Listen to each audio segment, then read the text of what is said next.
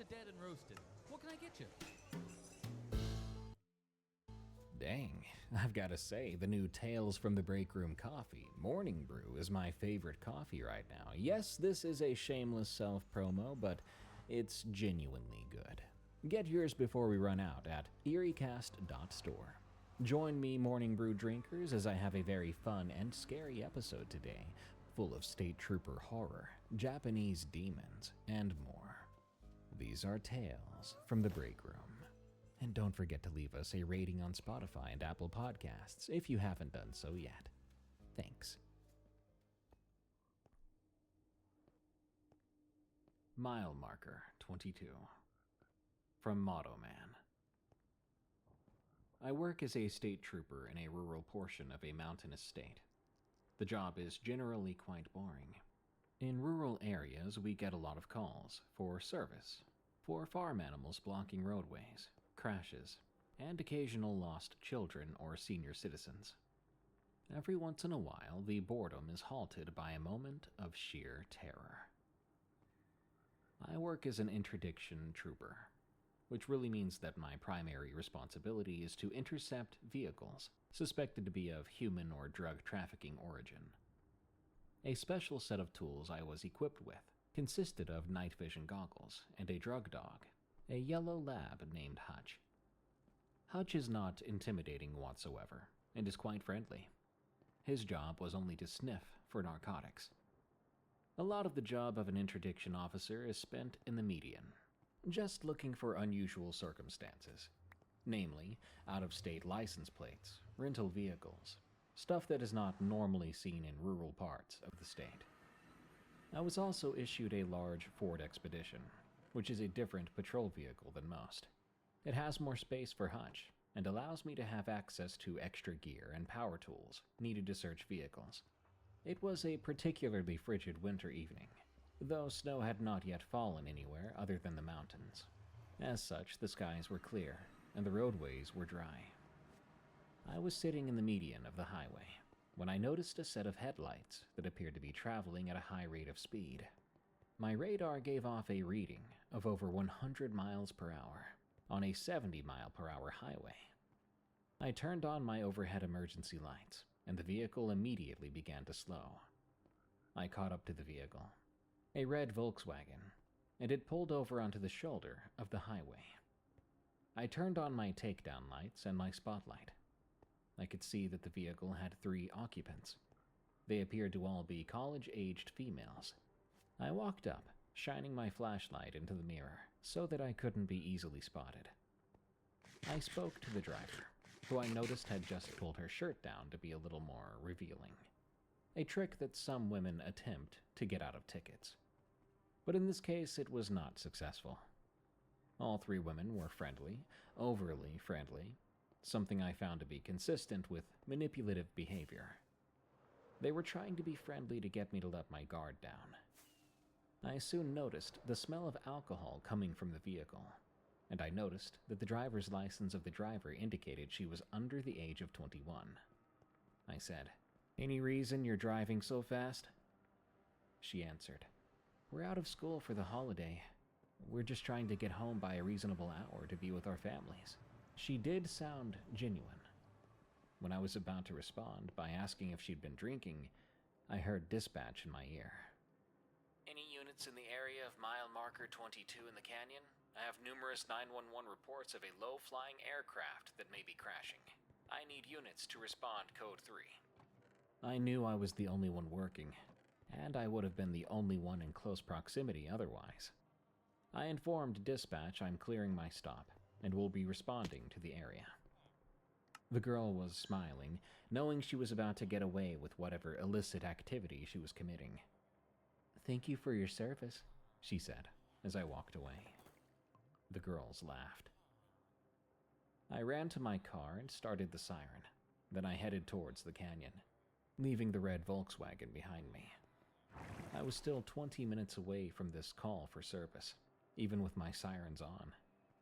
As I entered the canyon, I remembered that I don't always have radio signal out here, due to these cliffs. It was guaranteed that I wouldn't have cell service. but the radio should work in most places away from cliff edges. I continued to run as quickly as I could in my school bus of a police car. At approximately mile marker 20, I attempted to pick up my radio to inform dispatch that I was in the area of the emergency, but I noticed that the radio didn't give any tones when I attempted to key up. I looked down and saw the screen fizzle out. I took out my handheld radio and found I couldn't even switch it on or off. It wasn't functioning at all. Hutch began to whimper and whine, which was not like him. He's used to lights and sirens and engine sounds. I could hear him shaking in his cage, which concerned me. At this point, I noticed that my stereo was only playing static. This was unusual, as I had downloaded this country playlist on my phone, so I wouldn't have needed cellular to listen to my music. I passed mile marker 22, and I slowed down. If this plane did crash, it should be in this area, where the 911 calls stated they last had seen it. I summited a large hill, pine trees on either side of the roadway, making visibility a nightmare. Snow had begun to fall lightly as my elevation increased. As I crested the hill, I noticed the trees opened up to a large meadow. I turned on my spotlight and began using it to search the meadow for unusual activity. With my spotlight, I was able to locate the aircraft. It rested in the meadow with a large debris field surrounding it, and a clear path of destruction leading to it, as it had crashed into the trees and foliage and dug up the dirt as it went. My radio was still dead. At this point, my car engine died entirely. I pulled out my phone, trying to call dispatch directly. As I tried to dial, the keypad went haywire. It acted like someone was touching every button on the screen at the same time, which kept me from making the call. Then the screen went rainbow striped, and it shut down entirely. My traffic radar made strange noises I'd never heard before. Then there was a snap sound, and I noticed a little puff of smoke coming from the radar antenna. It was toast. I had no time for that. I ran back to my expedition and grabbed my medical bag. Then I began to run to the aircraft, which was about 300 feet off the roadway. As I was running to the craft, I noticed it didn't have any wings. Well, it had crashed after all, so maybe it lost its wings when it hit the trees. The craft was about twice as long as my expedition, but only about half as tall. I couldn't locate any engines. The thing was cigar-shaped. I ran up to it and began trying to find the occupants. Thing is, I couldn't find any windows or doors anywhere. I stood against the side of the craft, and I felt a slight warmth coming from it, but it made no noise. I found this strange writing on the side of the craft. Reminded me of hieroglyphics.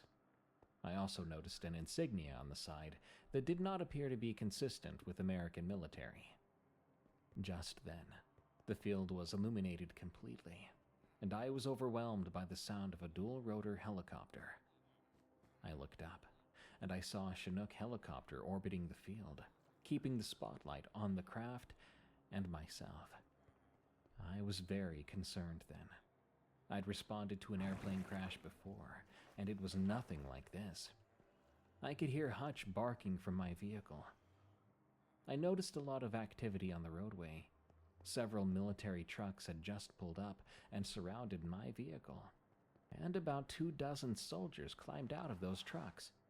They had rifles slung, and 4 of them ran towards me, telling me to keep my hands away from my sidearm. The first one that reached me immediately took my sidearm out of my holster. The next grabbed my arm, telling me I needed to sit in my vehicle until I was told I could leave. I got a good look at the 4 men that were escorting me to my car. They wore military camo and had plate carrier vests with extra magazines. They had helmets on that also had night vision goggles equipped. Slung over the shoulder was an H&K MP7 submachine gun. They had no patches or insignia, aside from American flags on the front of their plate carriers. These definitely weren't some National Guard nerds. They opened my car door and made sure I sat down in the car. One stayed by the door of my car to make sure I didn't leave. I noticed the other soldiers were clearing the field and woodline around the craft.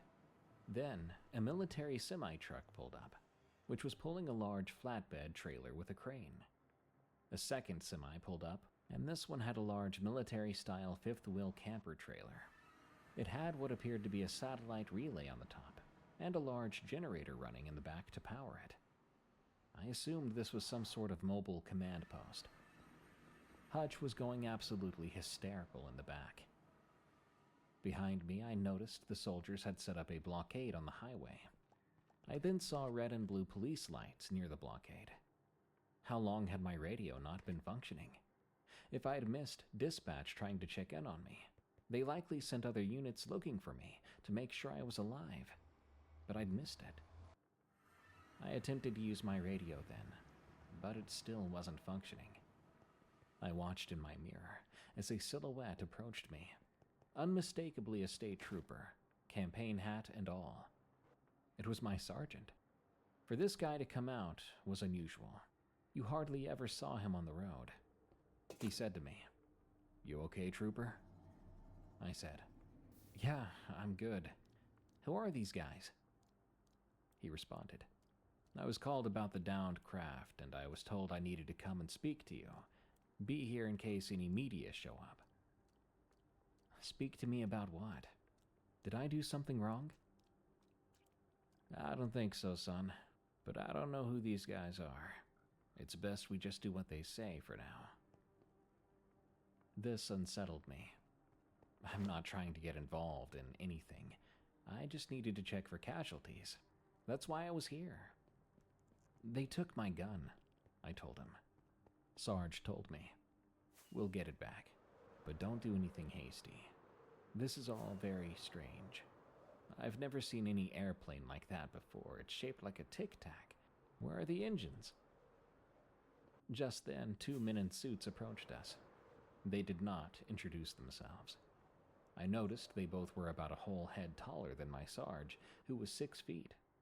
They both had Sig Sauer P226s holstered on their belts, with no visible badges. Their shoes looked neatly shined, and they made very uncomfortable eye contact with me.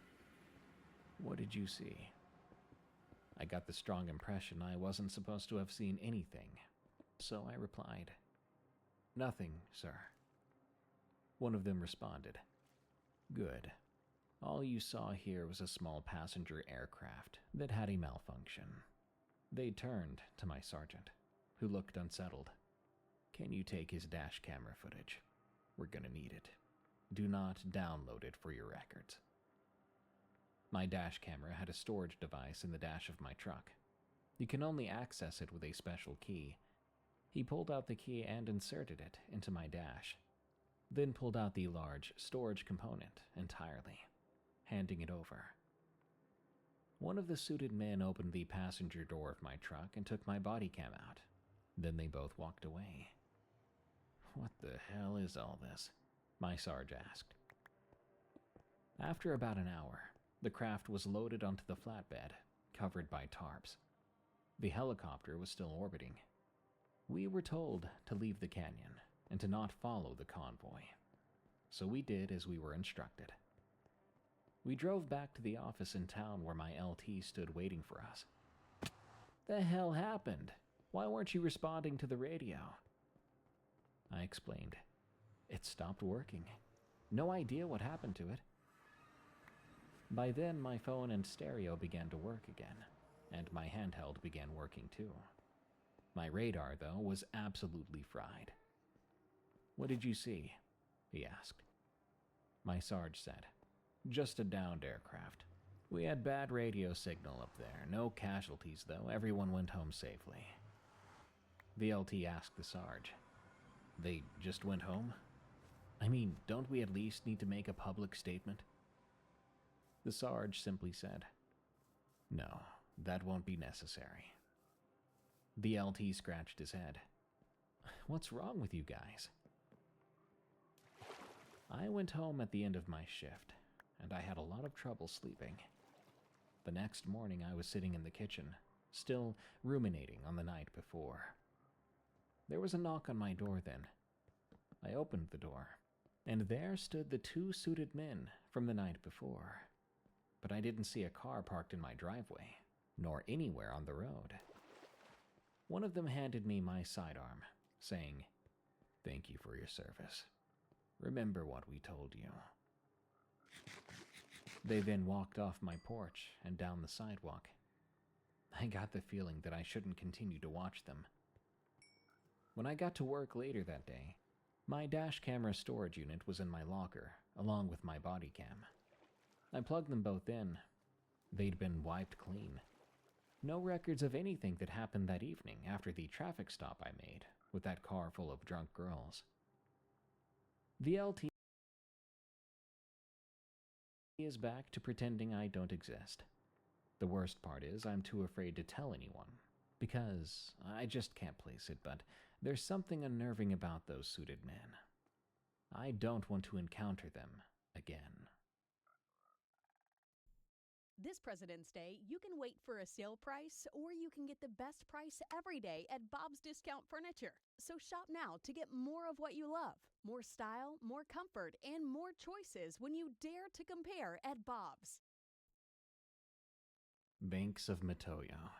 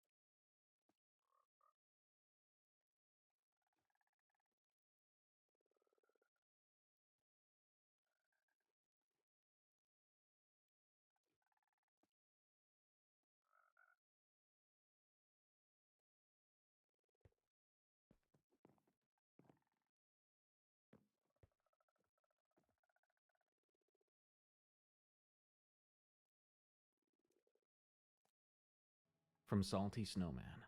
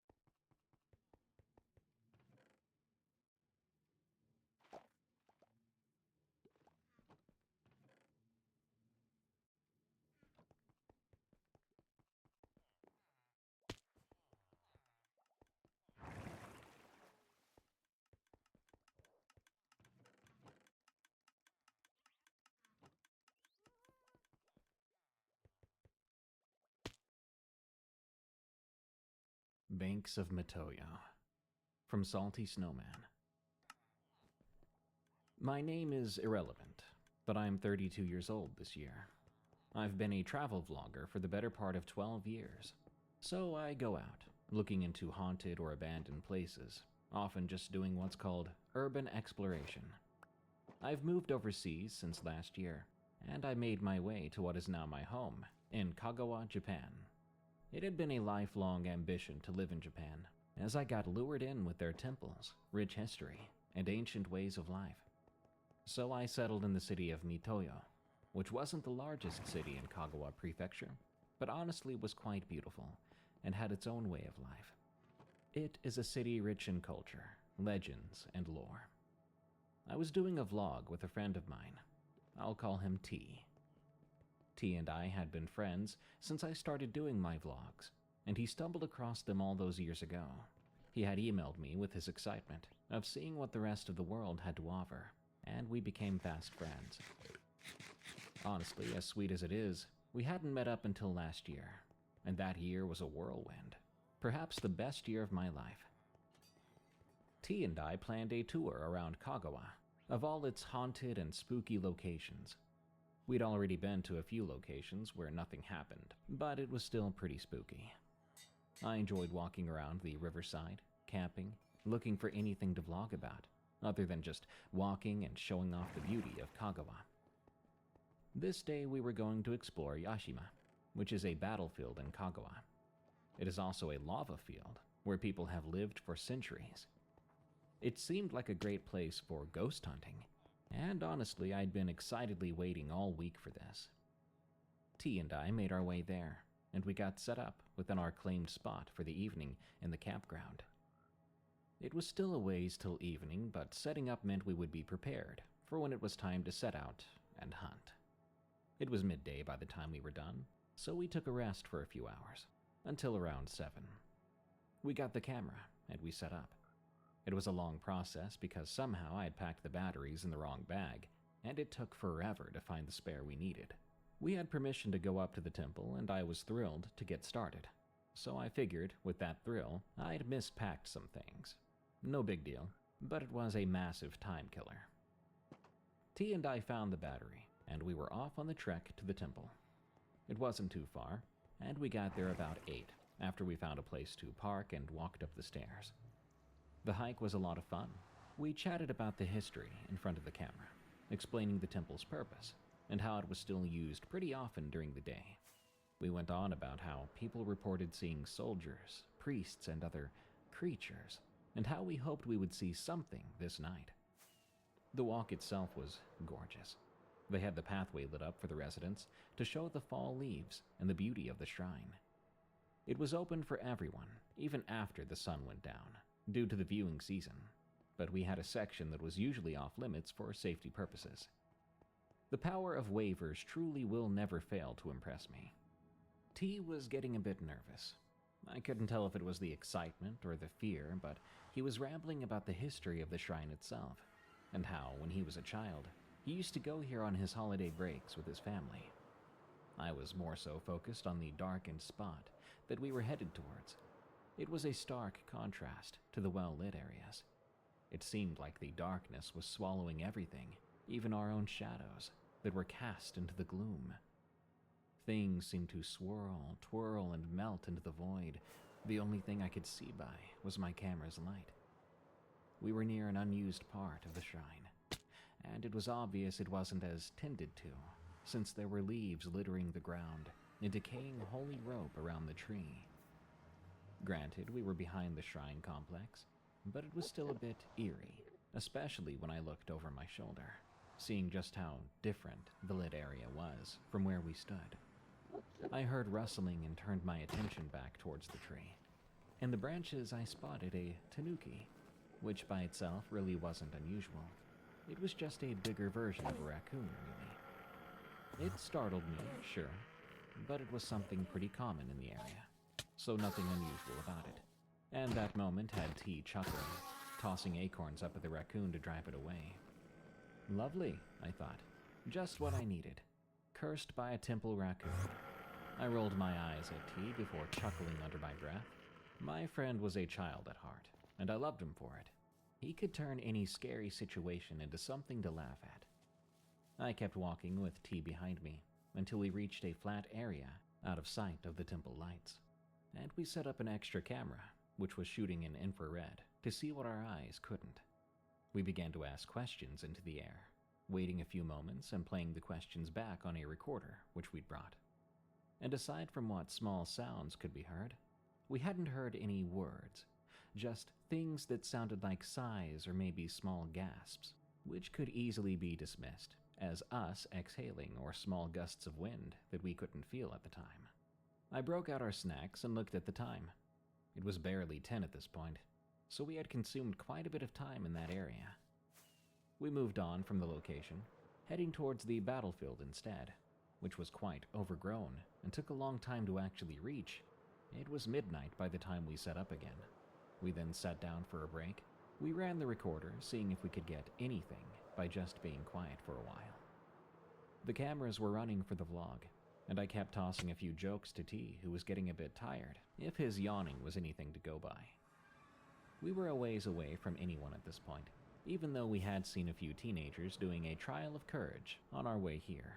They were by this old building that they claimed was far more haunted by spirits than the old battlefield. I added that to our list of places to check out. But anyway, T and I were alone at this point. That's when we began to see shadows moving. It was out of the range of our lights, but I swore I'd seen shadows moving about in the dark. I was horrified seeing it. I didn't know what I expected, but shadow figures was definitely not it. They were flickering quite quickly. It was like I was seeing them through the snow of a TV. They were distorted, and everything about them seemed blurred, no longer of our world. They appeared more like projections onto our area. I wasn't even sure what I was seeing, but I heard T react with silent prayers as he pointed his own camera at the sight. He was trembling by now as he aimed the camera.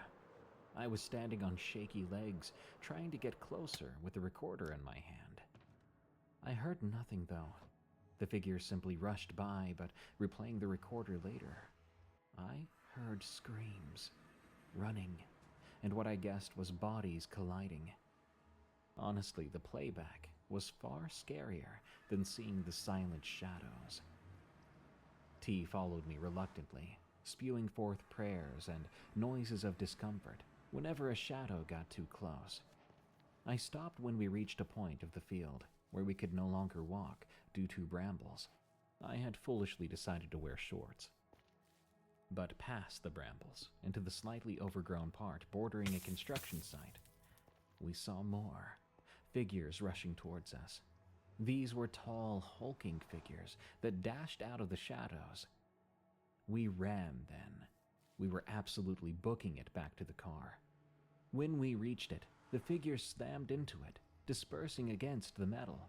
But as they made their way through it, there was a rush of air and what sounded like angry, horrifying screams. We made our way back to the camp we set up. We went through our findings, and T refused to ever come back to that area again. And for once, I agreed. That Old Theater, from Indestructible.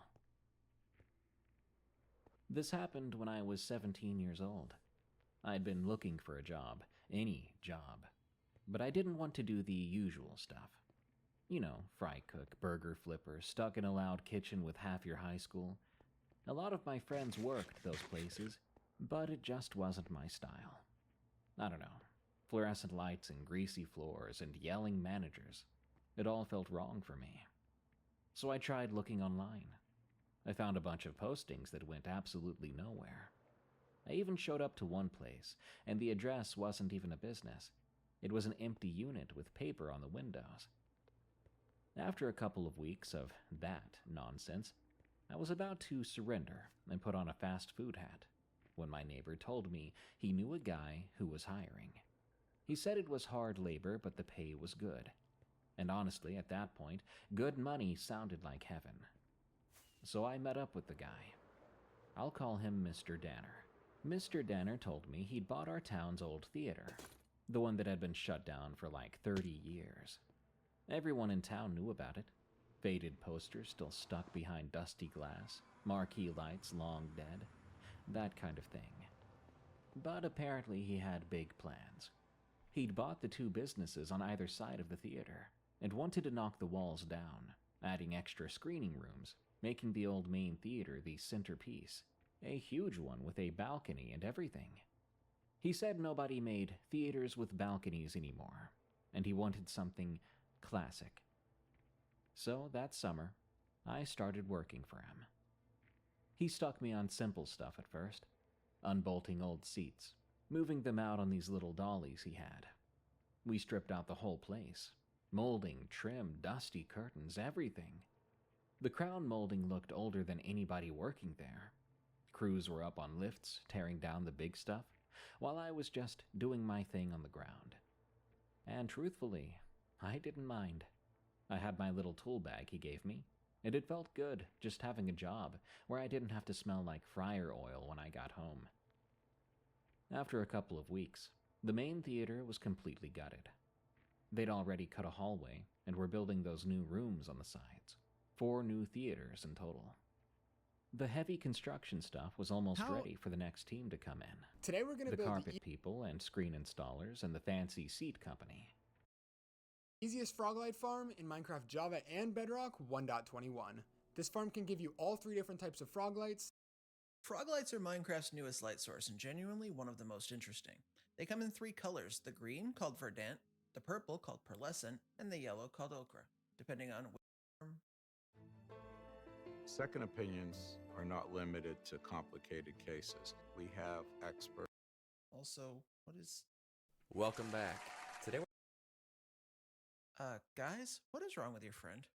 Anyways, the same thing applies in the cold biomes. You produce the green and temper. You can use whatever you like, but I'm using deep slate and the mud bricks just in the kill chamber. You'll also need at least 16 stacks of glass, a stack of powered rails, half a stack of unpowered rails, 18 levers, 24 iron bars, some chests and hoppers depending on how much storage you want, scaffolding, and the materials for 2 iron golems. Let's start with the chests and hoppers. Place 9 chests in a row like this. You should be facing into and building within a basalt delta, so check that now and continue adding your storage. Double chests, hoppers, double chests, and hoppers, as many as you'd like. Now this farm does produce at max about 21,000 items per hour.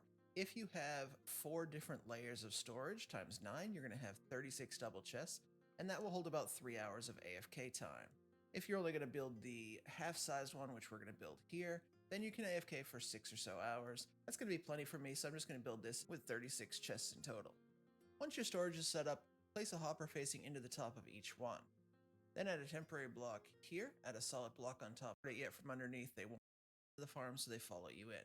You can add as many frogs as you want, but 16 per platform is best, so I'm going to need about 32 here. The next thing you need to add is the powdered snow. Now I got a number of questions on stream about this, so let me show you the easiest area with far fewer shadows. That's the powdered snow. If every other, fill out the entire platform, make your way to the exit, fill in the last of the blocks, and close up this glass hole. You can break the stairway on your way down. It should look like this inside now, where the frogs are just below the powdered snow. Now we need to build the magma spawning platforms. From the middle block, you're going to count out 12, including... Now go to the other side where it would meet up. That should look like this when you're finished with the first quarter. So from the middle, you're going to go 5, 3, 3. Looks exactly like this. Now we're not that. You're going to surround that top block with iron bars. Here, and here. From there, you're going to build up 5 or so blocks out. He falls straight into the gap. Around. This is going to go directly on top. Platforms you build, you run into solid blocks over this, build toward... Now, to prevent gas spawning, you could have done this will prevent gas, but it makes me feel safer. More platforms will slightly increase the rates of this farm, but it makes me feel safer. Drop back down, you're going to see the farm running once you've AFK'd for a little while. The magmas are spawning, they're falling into the chamber down here, and the frogs are eating up all the baby magma cubes. That's it, your farm is done. More frogs and more platforms will slightly increase the rates of this farm, but 16 to 32.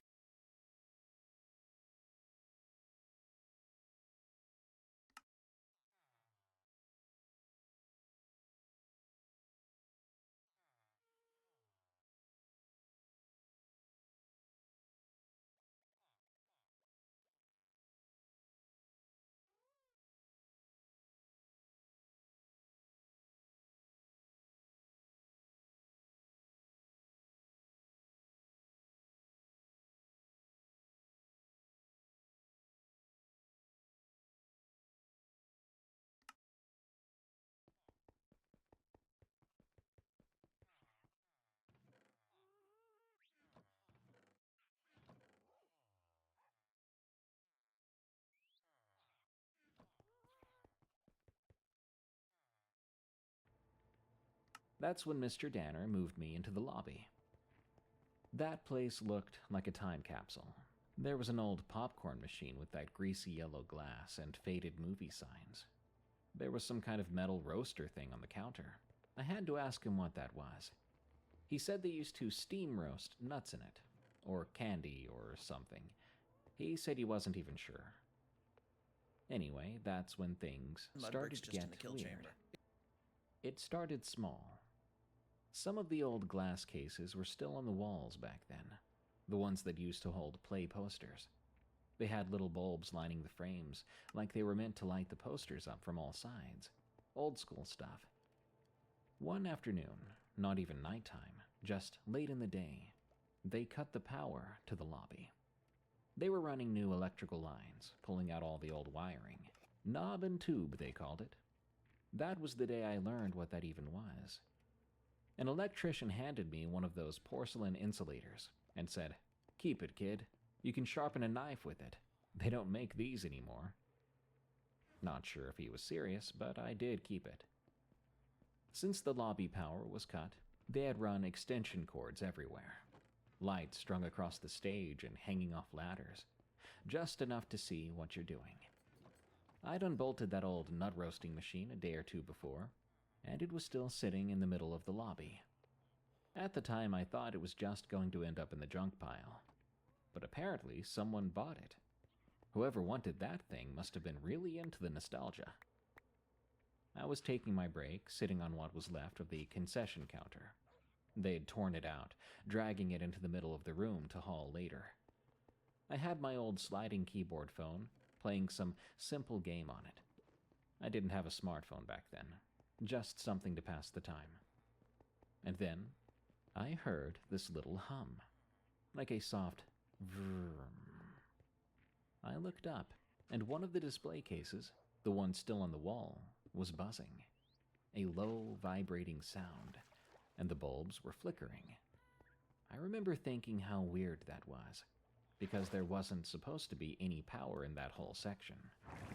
Then, out of nowhere, it lit up. Bright. Too bright. Suddenly, a couple of the bulbs blew out with these sharp little pops. Glass specks pattered inside the case. It made me jump. It didn't make sense to me. How could that happen?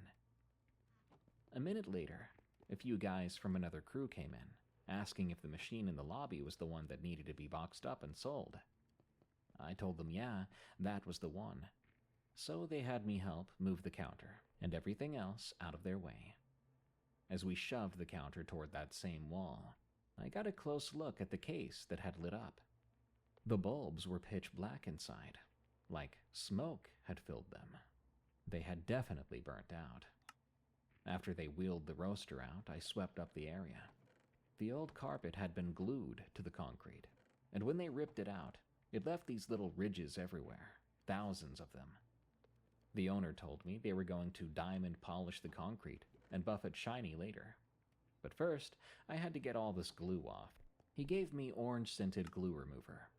I mixed it up like the jug said, then I spread it across the floor, letting it sit for a while. But that while took forever. By the time I got to the last patch, the whole room smelled like those orange mechanic hand cleaners. I was kneeling there, looking at the floor, thinking it actually smelled kinda good. And that's when I heard it. A popping sound, just one at first, then another. Soft little cracks, almost cheerful. It took me a second, but when I realized what it reminded me of, I froze. Because it sounded like popcorn. But that couldn't be. The popcorn machine had been tossed in the dumpster 2 days ago. In fact, I unhooked the whole thing myself. Nobody had even touched that area since. I turned around, thinking maybe one of those poster case bulbs had blown again.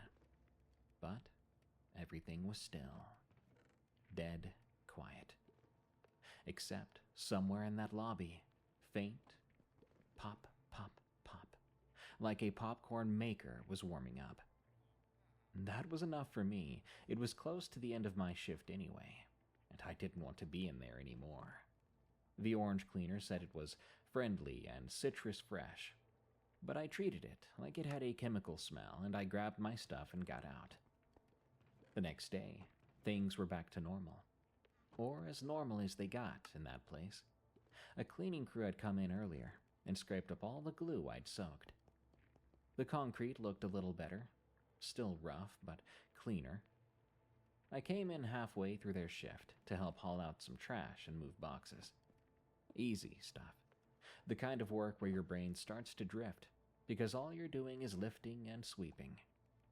At one point, I walked through the lobby to toss some debris, and I caught a smell. I hadn't smelled this since the roaster had been pulled out, but I knew what it was. Roasted nuts. Warm, sweet, like I was right next to an old-timey festival booth or a mall kiosk. Cinnamon mixed with something else I couldn't place. Thing was, that roaster was long gone, sold, and the air in the lobby should have smelled like dust, wet concrete, that orange chemical stuff. But it didn't. Not then. It smelled like someone had just cracked open a fresh batch. I didn't say a word. I kept working, figuring maybe one of the guys had brought snacks or something. Later on, when we were pulling out another section of the old concession counter, the smell changed. It went from roasted nuts to something richer and thicker, reminding me of melted chocolate. Almost like those old theater treats dipped in chocolate. Things they hadn't sold here in decades. I remember stopping and sniffing the air, thinking one of the crew might have spilled something. But nobody had any food. It was all tools and dust masks, even warm Gatorade bottles. But no chocolate. A little while after that, the foreman asked me to go sweep the far corner again, the one near the old poster cases. That was my least favorite spot. I don't know why, I just didn't like being there. Anyway, I headed over, broom dragging behind me. And as I got close, I noticed something odd. The glass inside one of the cases was fogged over, just the inside, like someone had breathed on it. And there was a little smear on the lower corner. Maybe it was a handprint, except it was too smudged to be sure. I hoped one of the guys had brushed by it earlier. But again, no one ever went near those things, unless they were taking one down. I turned away and kept sweeping. Dust, concrete grit, little shreds of glue, nothing special. But then, quietly, just on the edge of my hearing, I heard something. It wasn't a pop or a hum. It sounded more like people. They weren't talking. It was more like a crowd settling in before a show starts. The soft shifting of people's bodies, an occasional whisper, the low murmur of an audience waiting. It drifted through the lobby, like it was coming from the old theater hall itself, like the seats we'd torn out were still full. I stood there with my broom, holding my breath, listening. The murmur faded, then came back, but then faded again. There were no clear words or footsteps, just strange, quiet sounds of a crowd that should not have been and was not there. I backed away slowly, not taking my eyes off the empty hallway. And when I finally stepped outside into the daylight, it was like someone turned the silence back on. Nothing followed me out. Nothing echoed after I closed the door. But I swear, it felt like I'd walked out of a room full of people. After that day, a few more strange things happened. Nothing dramatic. Nothing you could really point to, just little things. An occasional smell that shouldn't be there, a flicker of light even with the power off, the sound of shuffling in a room that was completely vacant. But the odd thing was, the more we tore out, the quieter everything got.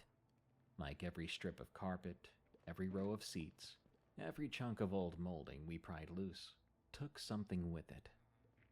By the time we pulled down the balcony railings and scraped the last of the glue off the concrete, the theater wasn't doing anything anymore.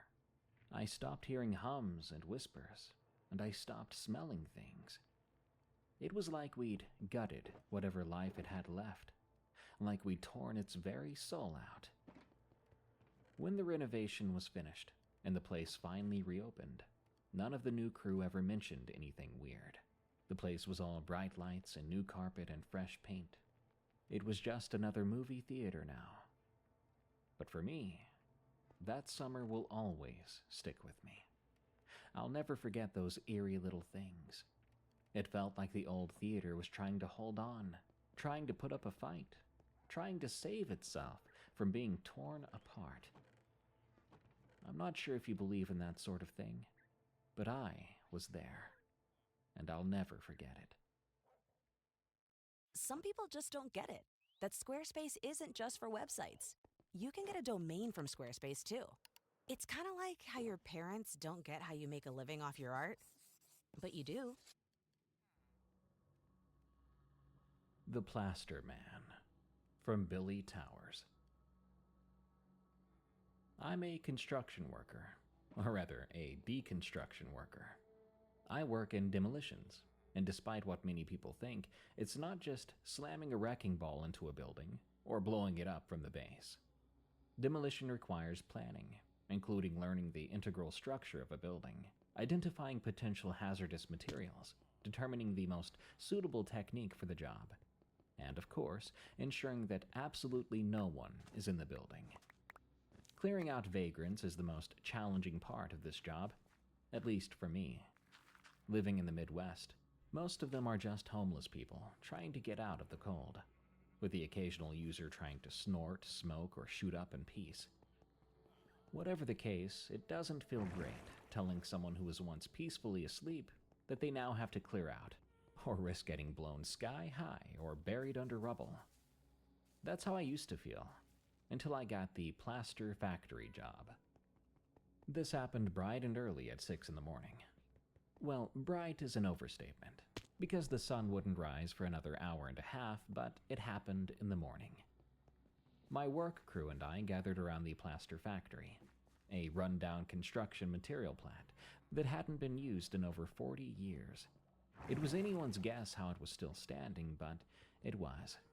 And now, it was our job to tear it down that day. Initial sweeps of the building showed no signs of anyone staying there. But despite this, I could not shake the feeling that every time I entered the place, I felt like I wasn't alone, like I was being watched.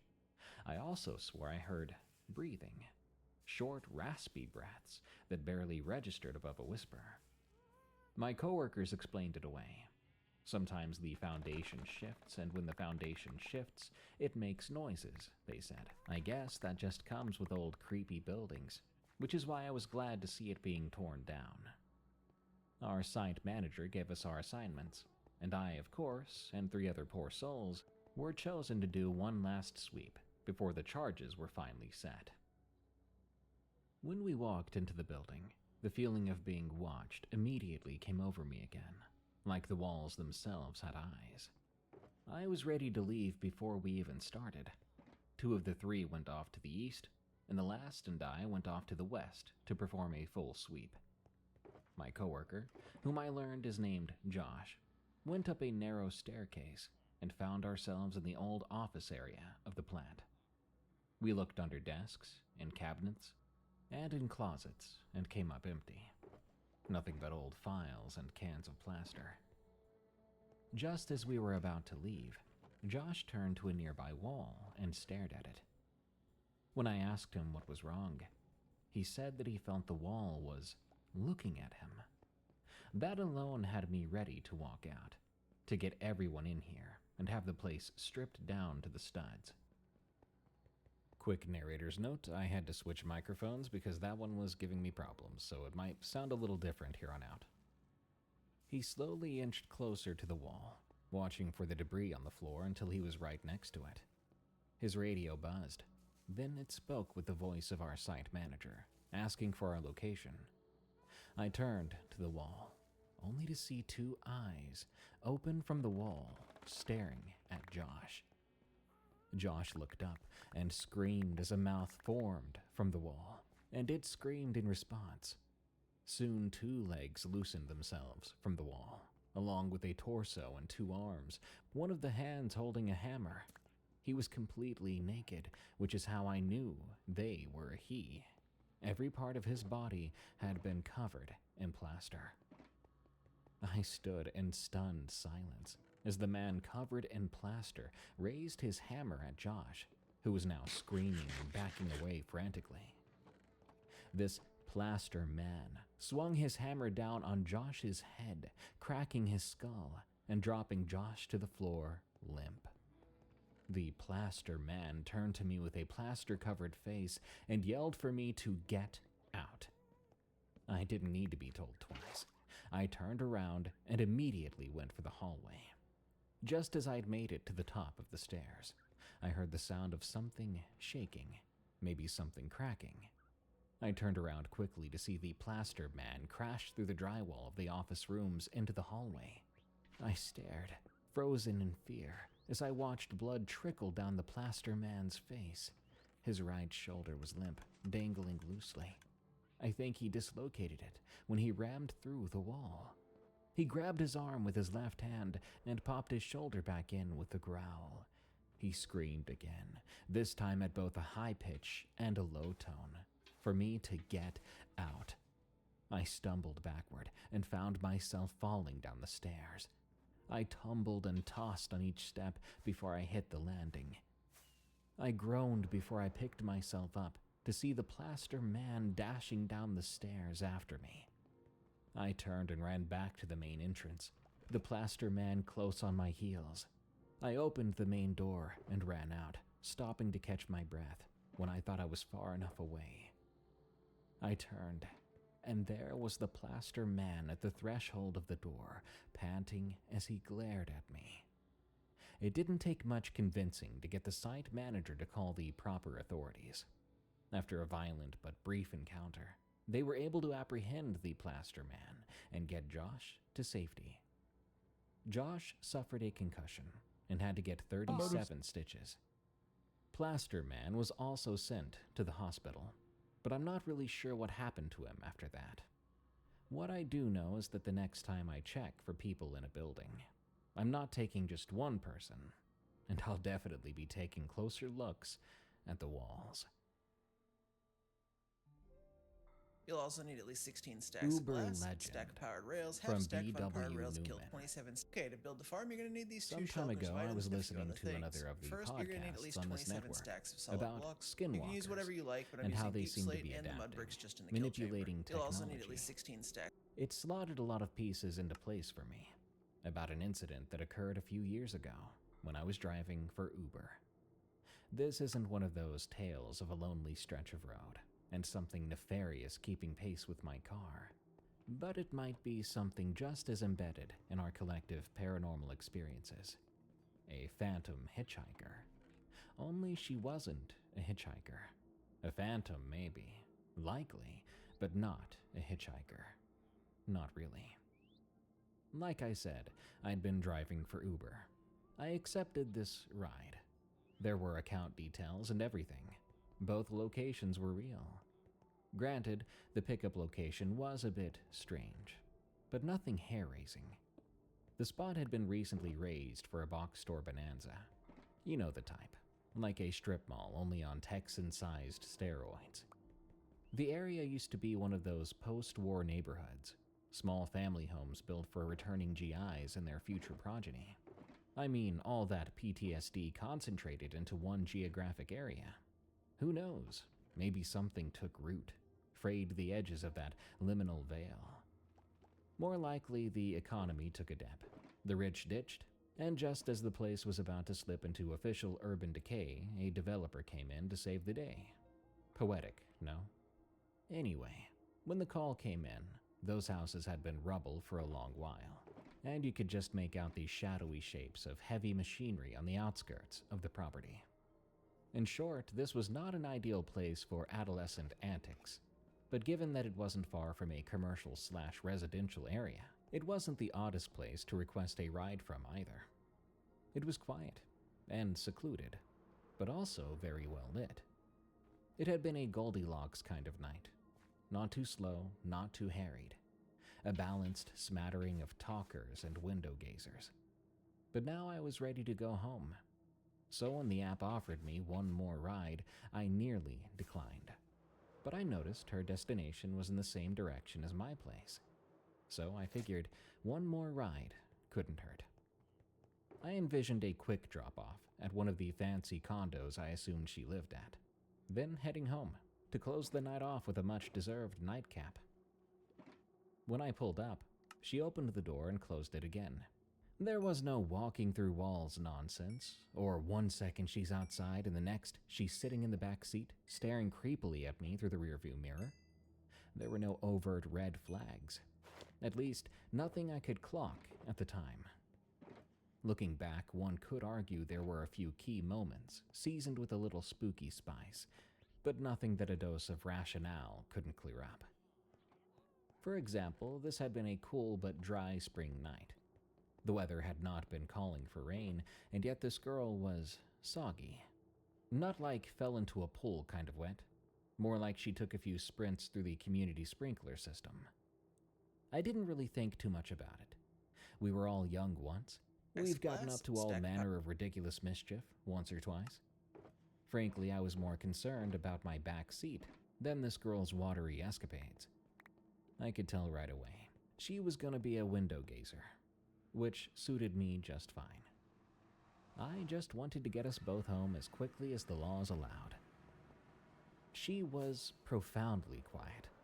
I kept peeking into the rearview mirror to make sure she was still alive, which in hindsight was grossly unnecessary. I thought about making small talk or turning the radio on, but there was something sanctified about this silence. It was the sort of quiet that envelops a gravesite. For her part, she just kept looking out the window. Then I noticed she wasn't holding her cell phone. I haven't seen many teens without a Heston vice grip on their devices. Maybe the battery was dead, or it got waterlogged after her misadventures. Who knows? At the time, it was one of those passing observations that did not warrant much thought. But when you zoomed out the picture, things got a bit more perplexing. One thing I forgot to mention was her outfit. Aside from being damp, it was outdated. When I was pulling up, I was taken back a couple of decades by the faded jean combo she was rocking. A jean jacket over a garish t-shirt, sporting some long-forgotten 80s pop icon, tapered acid-washed jeans, leg warmers, and Reeboks. Her hair seemed to be coming down a bit after having been teased to within an inch of its life. She had most of it tied up with a neon green scrunchie. Everything had a plausible explanation. I'd picked up a Stranger Things superfan making her way back home from some cosplay pool party gone awry, and now all she wanted was to go home and sleep it off. I didn't pull up to any condos like I thought I might. Instead, I drove down a dark cul-de-sac and up what I assumed was her driveway. That's when it all sort of fell apart. I didn't hear the door open, and the interior lights had been acting up, so they didn't come on. But by the time I stopped and looked back, she was gone. The only indication that she had been there at all was my damp back seat and the wide-open car door. At first, I was annoyed. No thanks or sorry for the upholstery, but now you can't even close my door. I looked around, but I couldn't see her. So then I got worried. Did she fall out at some point? Was she sick and splayed out on the driveway? I came around to her side of the car, but she wasn't there. She wasn't anywhere. The house I'd pulled up to was dark, and it stayed dark. The street remained deserted. I mean, it's possible she ducked and rolled before I pulled into the driveway, but then what?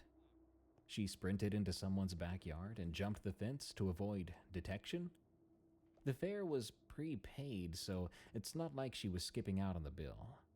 It was weird, uncanny. And before y'all ask, no, I didn't talk to anybody at the house. There was no grieving mother smiling sadly at me with a framed photo of the daughter she lost 20 years ago. There was just me, looking increasingly more and more suspicious, prowling around some random person's driveway. I shut the door and I made my way back behind the wheel.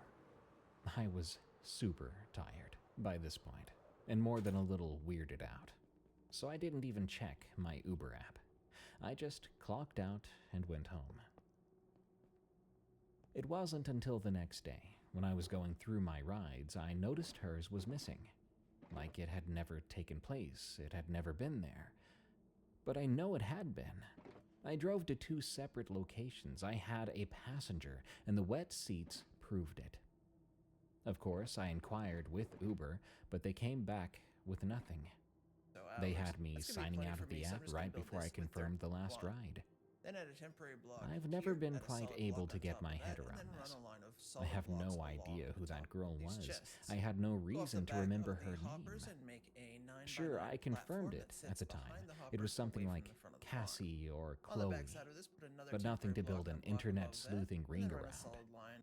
I was just going to file this one under stories for the bar when I heard that Skinwalker episode, and my worldview imploded a little. Somewhere out there, I think there's a ghost in the machine, just trying to make her way home.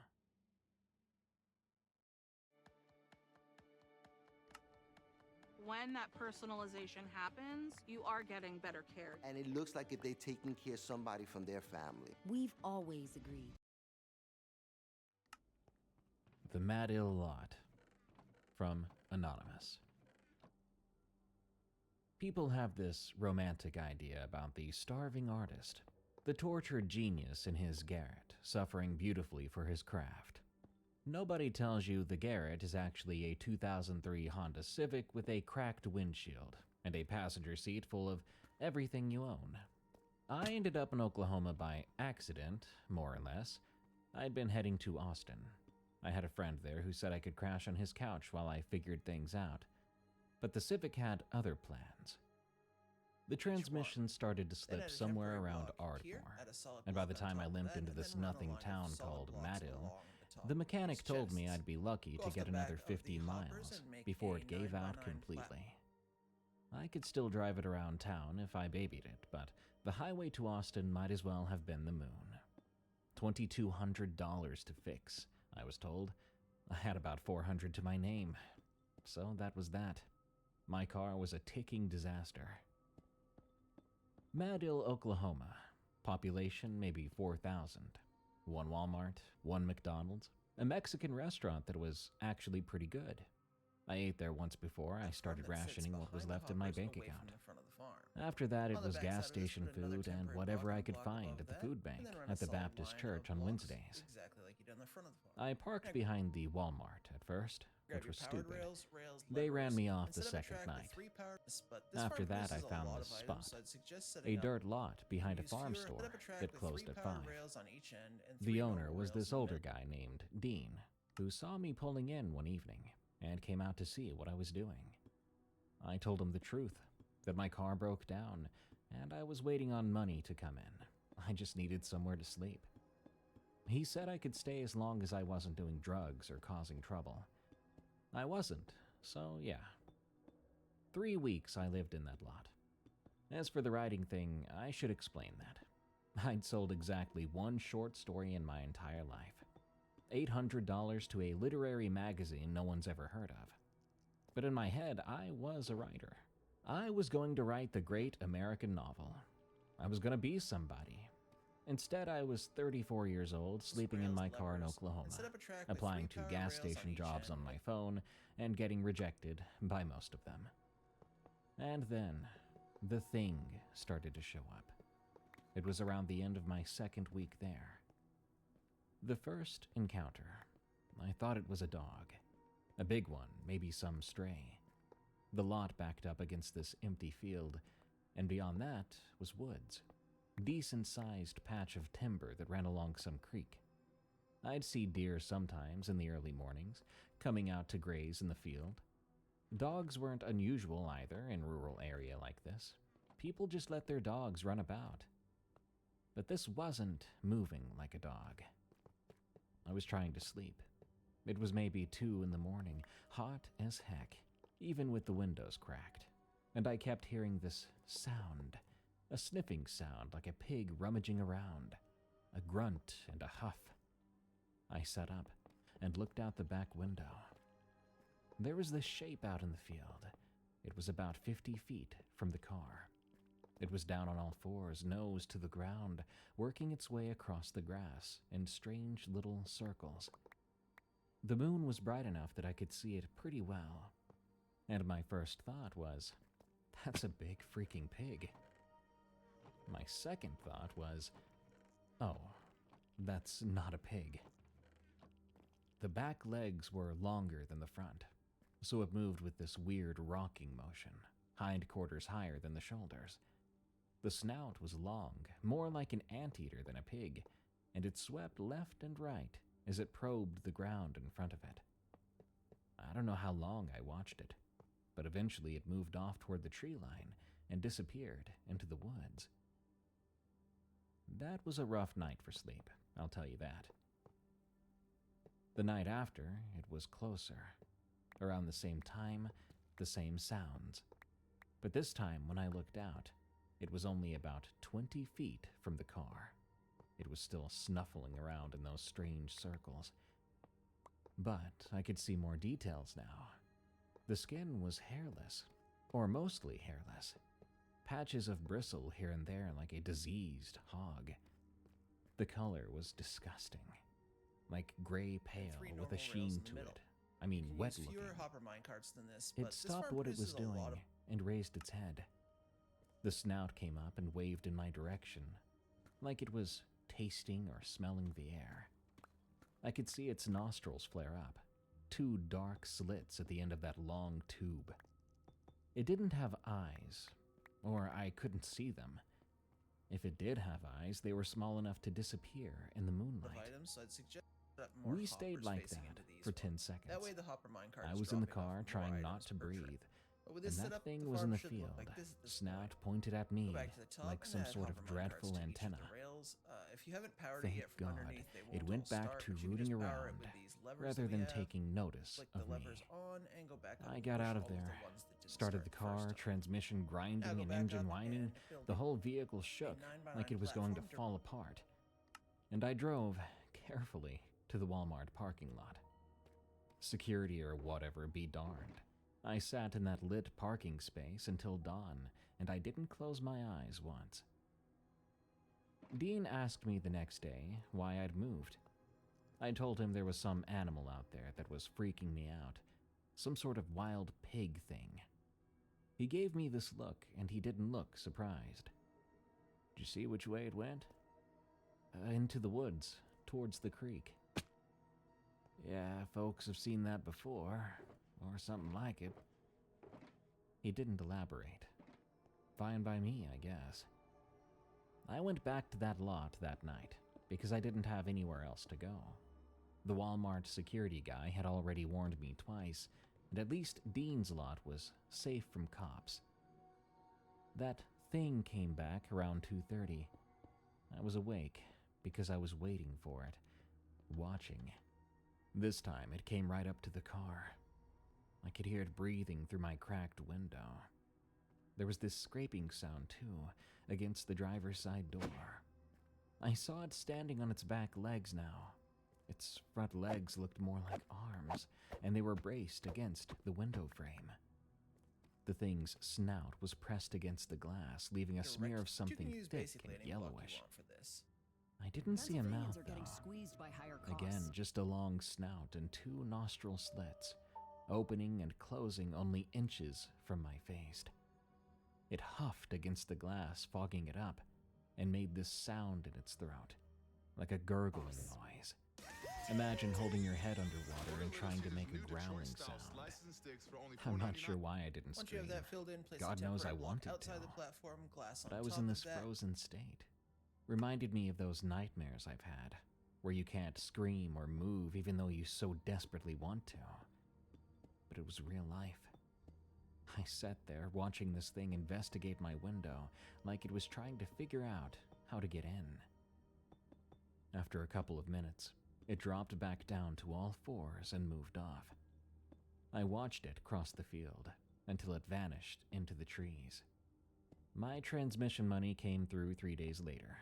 A tax return that I wasn't sure if I was even going to get. It was direct deposited into my account, and I felt like a miracle had happened. I was at the mechanic shop before they opened, and I was luckily out of Madill by noon.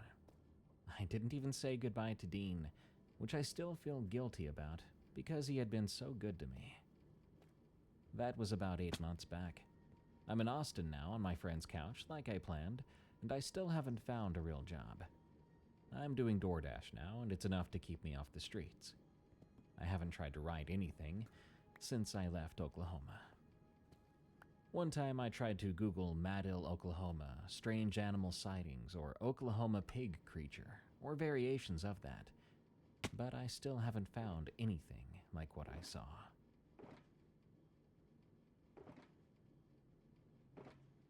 Halloween Visitors. From Anonymous. We don't get trick-or-treaters because our house is 3 miles off the main road, down a gravel drive that doesn't even show up on most GPS apps. Our nearest neighbor, the Perezes, they're a solid mile through the woods. Their kids are grown anyway, both moved off years ago.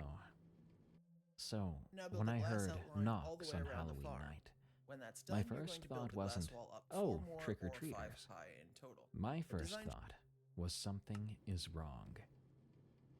My mom has been bedridden going on 2 years.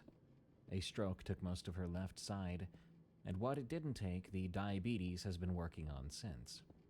I moved back home to help when it became clear she could not manage on her own anymore. I'd been living in Shreveport. I had a decent job at a dental office there. That was right after my 28th birthday. I'm 30 now. 2 years of feeding tubes and bedpans and physical therapy, and yet all of it hasn't really done much of anything. I've cooked her meals for 2 years now, but she can barely swallow, and we're both just pretending that we don't know how this ends. The house is my grandmother's originally. She left it to my mama when she passed. It's pretty old and sits on about 40 acres of East Texas pine woods. My granddad bought it cheap back in the 70s, and nobody ever did anything with it. There's no cell service unless you walk up to the ridge behind the old barn. The internet comes through a hotspot that I pay too much for. We get water from a well and power from lines, which go down every time the wind picks up. Halloween isn't a thing out here. Never has been. When I was little, we would drive into town for trick-or-treating, hit the neighborhoods by the school. Out here, there's nothing but trees and dark. So when I heard that knock, 3 raps, polite sounding, spaced out, like someone had been taught proper manners, I got up from the couch really slow. Mama was asleep in her hospital bed in the back room, oxygen machine humming like it always does. I didn't turn on the porch light right away. I just went to the window by the door and looked out. There were 3 children on my porch, 2 boys and a girl. They looked to be around 8 or 9 years old. They were wearing costumes. One of the boys had a vampire cape. The other was dressed like a cowboy. And the girl was a witch with a pointy hat. They had plastic pumpkin buckets for candy. I just stood there, trying to figure out how they even got here. No car in the driveway, no headlights on the road. The closest neighbor is a mile away through thick woods, and it was already full dark. Maybe 7:30. No kid is walking 3 miles down an unlit gravel road on Halloween night, even if their parents allowed it. Nobody even knows this house is out here. They knocked again. The same 3 polite raps. I should have just not answered. That's what I tell myself now. I should have turned off the lights and gone back to checking on Mama, and let them knock until they gave up. But they were kids, or they looked like kids. And it was a cold night, getting down near 40 degrees. I couldn't just leave children standing on my porch in the cold. I turned on the porch light, and I opened the door. "Trick or treat," they said, all 3 of them at the same time. Not like kids do it, all jumbled up and out of sync. They said it together, almost rehearsed sounding, even in the same tone. The vampire boy was closest to me. He smiled, and the smile was normal, but his face didn't move the way faces move when people smile. The mouth went up at the corners, the teeth showed, but nothing else lifted. His eyes stayed exactly the same, like watching someone do a smile that they'd only seen in pictures. I looked past them, scanning the driveway, the tree line. Where are your parents? They're waiting, the girl said. She pointed back toward the road, but there was nothing out there, just darkened trees. I don't have any candy for you, I said, which was true. Why would I buy Halloween candy? I'm sorry, we don't really get visitors out here. I wasn't expecting anyone. That's okay, said the cowboy. His voice was like the others, with the same cadence. Can we come inside and wait? It's so cold. Wait for what? For our parents. The porch light was right above them, and I could see them clearly now, and I was starting to notice things. Their costumes didn't look cheap or homemade, but very, very old. The vampire cape had stiff, shiny fabric, which I don't think they made anymore. The cowboy's hat was shaped like something from a western that I'd watch with my granddad. The witch outfit had a collar I remembered from a costume catalog we used to get when I was little, back in the 90s. And their faces, the more I looked, the less they looked like anything. I know that doesn't make much sense. It's like when you stare at a word too long and it stops being a word. Their features were all there, I could see that. Their eyes and noses and mouths, everything in the right place. But there was no life behind any of it. It was like I was looking at and talking to cardboard cutouts. I'm sorry, I can't let you inside. My mom is sick. She's sleeping. We'll be quiet, the vampire said. We just need to come inside and wait. They still hadn't blinked, not one of them. I'd been standing there at least 2 minutes by then, and not one of them had blinked a single time. You need to go back to your parents. I began to close the door. I'm sorry, I can't help you. The girl tilted her head, much too far, like her neck had a hinge on it, and she held it there at that angle. We can hear her breathing, she said. The sick one. Her lungs sound wet. I slammed that freaking door, locked it, and deadbolted it too. I stood there with my back against it, and my heart going crazy. I listened.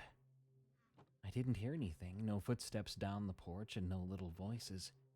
After maybe 30 seconds, I made myself look out the window again.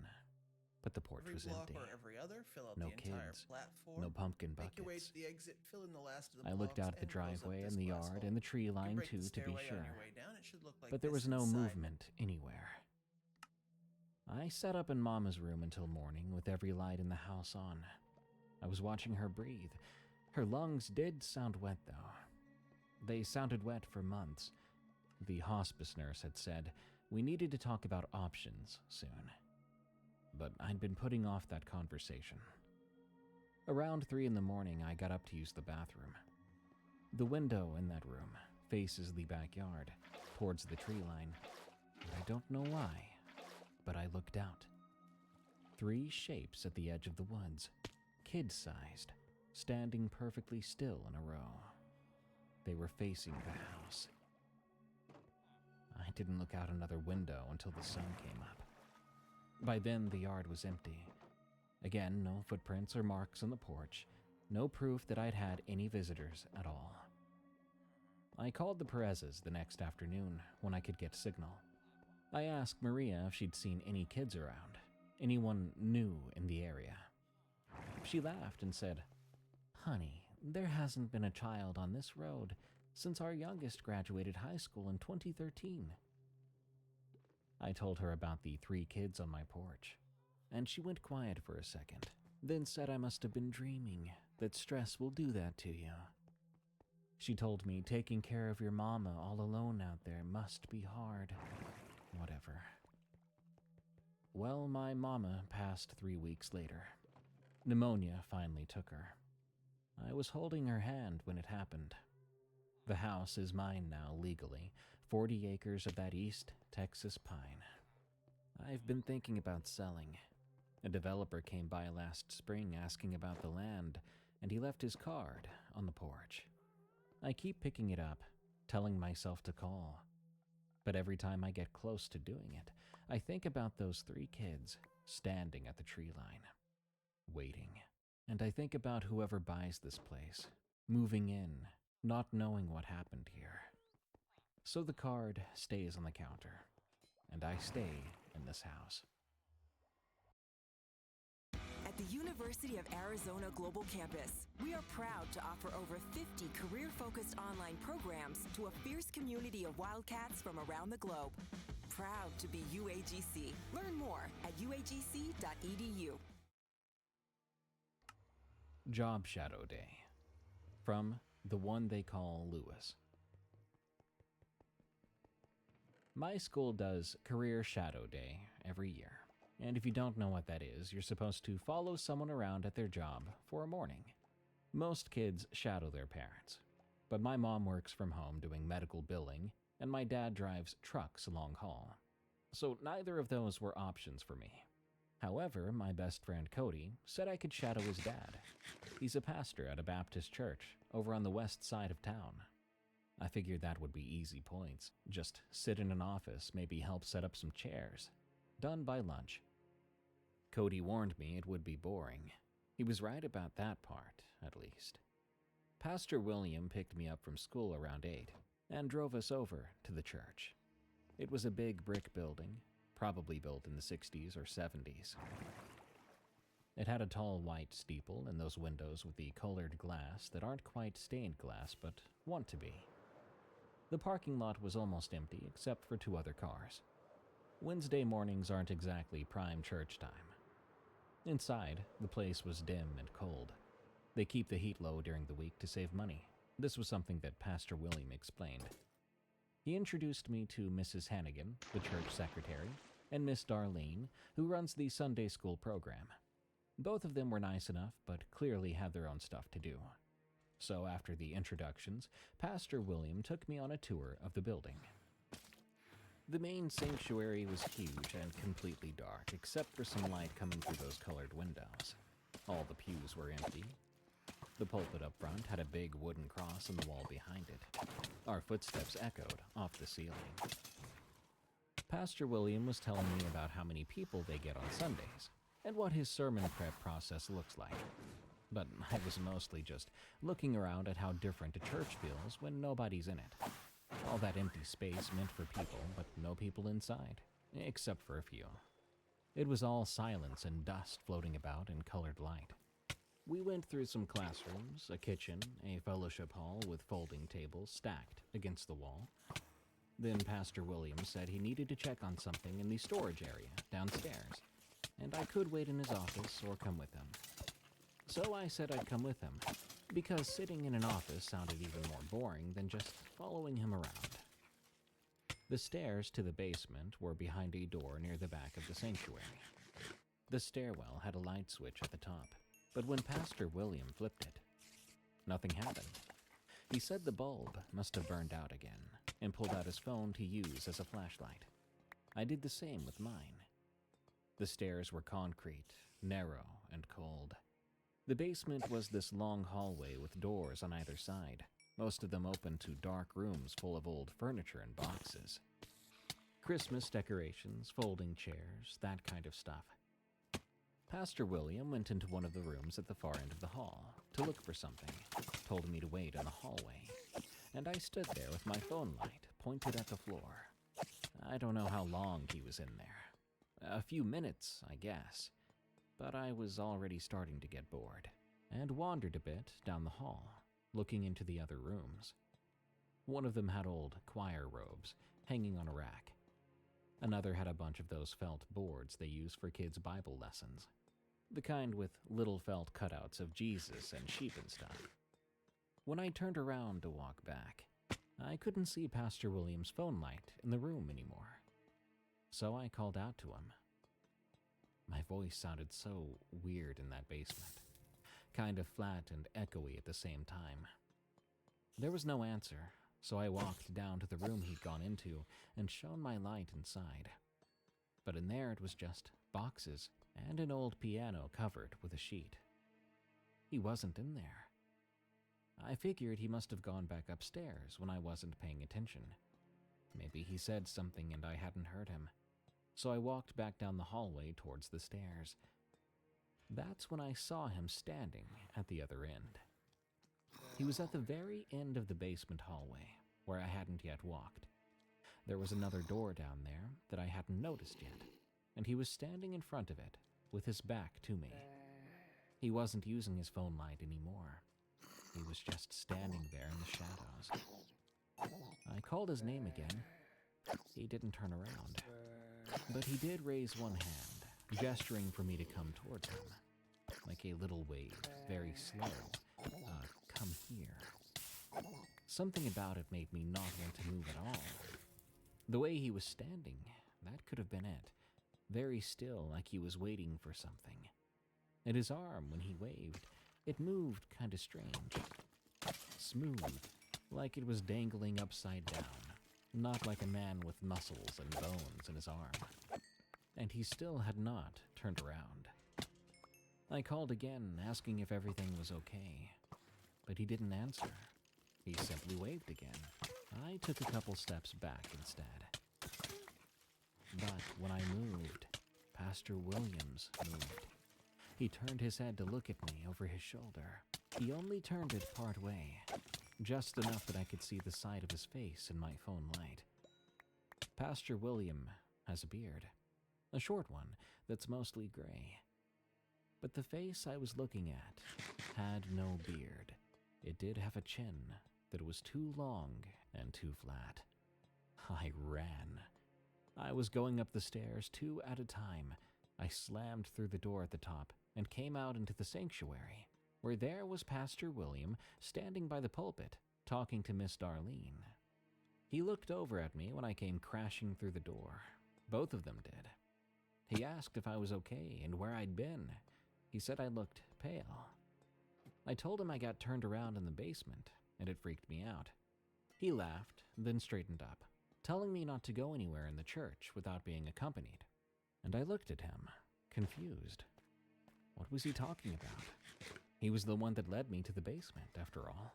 Before I could utter a word, he went back to talking to Miss Darlene.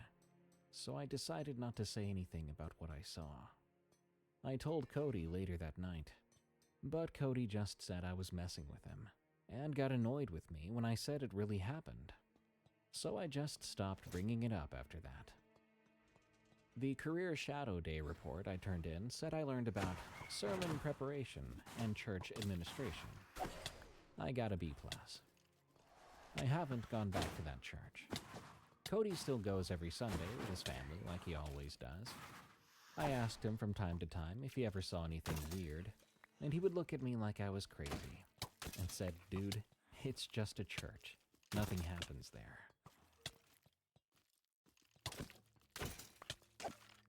Minnesota Madness, from Just Jerry. Last year we had a pretty hardcore winter where I live. I'll say it's somewhere in Minnesota. We're pretty used to driving on icy roads when we have to. But I'll just say if someone says they're comfortable doing it or even good at it, they're probably exaggerating a bit.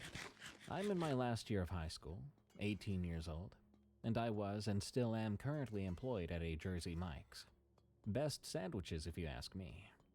This happened during last winter on my drive to work. So it was about 4:30 p.m., and the sun was already basically useless. Technically still up, but giving off zero warmth and making everything look gray. My shift started at 5, and I'd left a little early because the roads were garbage. I'm talking that black ice situation where everything looks fine, but your car has other plans. I was driving my mom's old Subaru. which honestly handles pretty well in the snow. But I was still going about 35 on the highway because I'm not trying to die for a part-time job. The radio was playing some generic pop station, and I had long since zoned out because I drive the same route so many times. That's when I noticed a man standing on the side of the road. He wasn't walking or thumbing for a ride. He was completely still, facing the tree line. He was maybe 20 feet from the shoulder. He was so still I nearly mistook him for a statue. But as I approached, I could see the faint haze of breath coming from him in clouds. I decided to slow down, not stop, because I was curious as to what this guy was doing or what he might have been staring at. I slowed down enough to see, but not enough to make it too obvious, because then I would look like the creep. As I did, I noticed just how absolutely still he was. It was so bizarre. A person has slight sways or subtle corrections to their balance, and obviously their chest and shoulders will rise and fall as they breathe. But this guy, he was motionless. In fact, I was so bewildered by this, I didn't notice I'd completely stopped a few yards away from him. And I swear his shoulders, chest, nothing was moving. But his breath was still coming. That was the part that made my stomach sink. His breath was still coming out in those visible puffs, but his body wasn't doing anything to produce it. I sat there with my foot on the brake, trying to make sense of what I was looking at. My brain kept cycling through explanations. Perhaps he was wearing really thick layers and I couldn't see the movement. Maybe it was a prank and someone had set up a dummy with a kind of fog machine. Yeah, I know, that second one is really stupid, but I was desperate to know. The thing is, he was wearing a dark hoodie and jeans, normal clothes, not bulky at all. And then my car chugged outside. I'm not even sure why. Did it backfire all of a sudden? Whatever it was, it caused the man to turn his head. But he didn't turn his body. His head rotated towards me, smooth and slow, while the rest of him stayed completely in place. Think that scene from The Exorcism. Something you'd hope to never see in real life. His face was very pale, and he was smiling. I don't mean a friendly smile or even a creepy grin. Just wide and weird. I hit the gas, and my tires spun on the ice before catching. I drove so quickly to work, I'm surprised I didn't slide off the road or ram into someone. Honestly, horrible of me, but I was freaked out, horrified. My mind was racing with excuses for what I just saw. The man just turned to look at me. Nothing wrong with that. The rest of what I thought I saw was an illusion.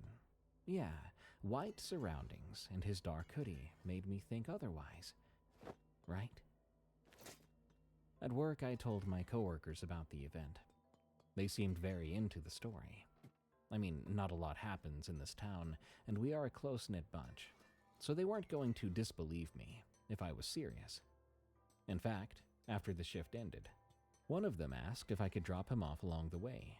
This particular coworker lived along the same road as me.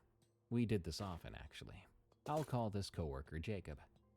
Jacob had brought his car in that day, but didn't mind riding with me if I didn't, as he wanted to see if this guy would still be there.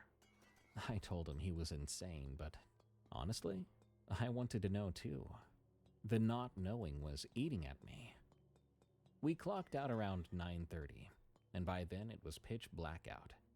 Minnesota winters mean the sun clocks out way before you do.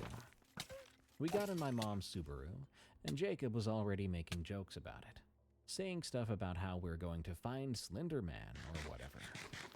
I laughed, hoping quietly that it wasn't actually Slender Man. After that, he got an idea, and he scrolled through Reddit, finding Skinwalker stories to share with me. I laughed and told him to shut up, because he was actually creeping me out. As we got closer to the spot, I began to feel this heavy dread settle into my chest. Though I wanted to know what I'd seen before, I suddenly started to feel like I didn't want to see that guy again. I really didn't, but I also couldn't stop myself from slowing down as we approached for some reason. Jacob put his phone down and leaned forward, scanning the trees. "Man, there's no one here," he said. And he was right. The spot was empty. I felt relief wash over me, and I was about to speed back up when Jacob grabbed me by the arm, startling me. "Wait, stop the car." I hit the brakes. "What?" He pointed toward the trees, about 40 feet into the woods, barely visible in my headlights. But someone was standing there, watching. Same guy, same hoodie, same posture. But now he was deeper in the woods, and somehow that made it worse. Jacob whispered, "Dude, is that him?" I couldn't answer. My throat had closed up. We both sat there staring, and the figure stared back. At least I think it did. It was hard to tell. But knowing what his head could do, maybe I was wrong about that. Jacob reached for the door handle, but I grabbed his wrist so fast I probably left a bruise. "What are you doing?"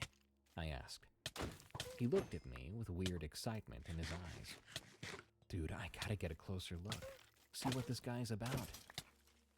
I told him absolutely not, that was not the deal. He argued with me, but I began to pull away, so he didn't really have a choice. The next time we both glanced at the man, he was running, straight at us. Jacob yelled, "Just go, go, go, go!" I floored it, my tires spinning on some ice for a few seconds, and I thought we weren't going to make it. But thankfully, the tires took, and we finally took off. About 5 minutes later, after we were done freaking out, we started laughing. I dropped Jacob off at his house, and he made me promise to text him when I got home, and I did. Later on, we talked about it for a few hours that night, trying to figure out what we saw. He was convinced it was some local weirdo messing with people. I wanted to believe that. I really did. The next morning, I woke up to a text from Jacob. It was a photo. He had gone back alone in the middle of the night. The picture was dark and grainy, clearly taken with his phone's flash. It showed the tree line from the road. No one was there. But in the bottom corner of the image, almost out of frame, there was a hand, pale, fingers slightly curled. It was right next to his car door. I called him immediately. He didn't pick up.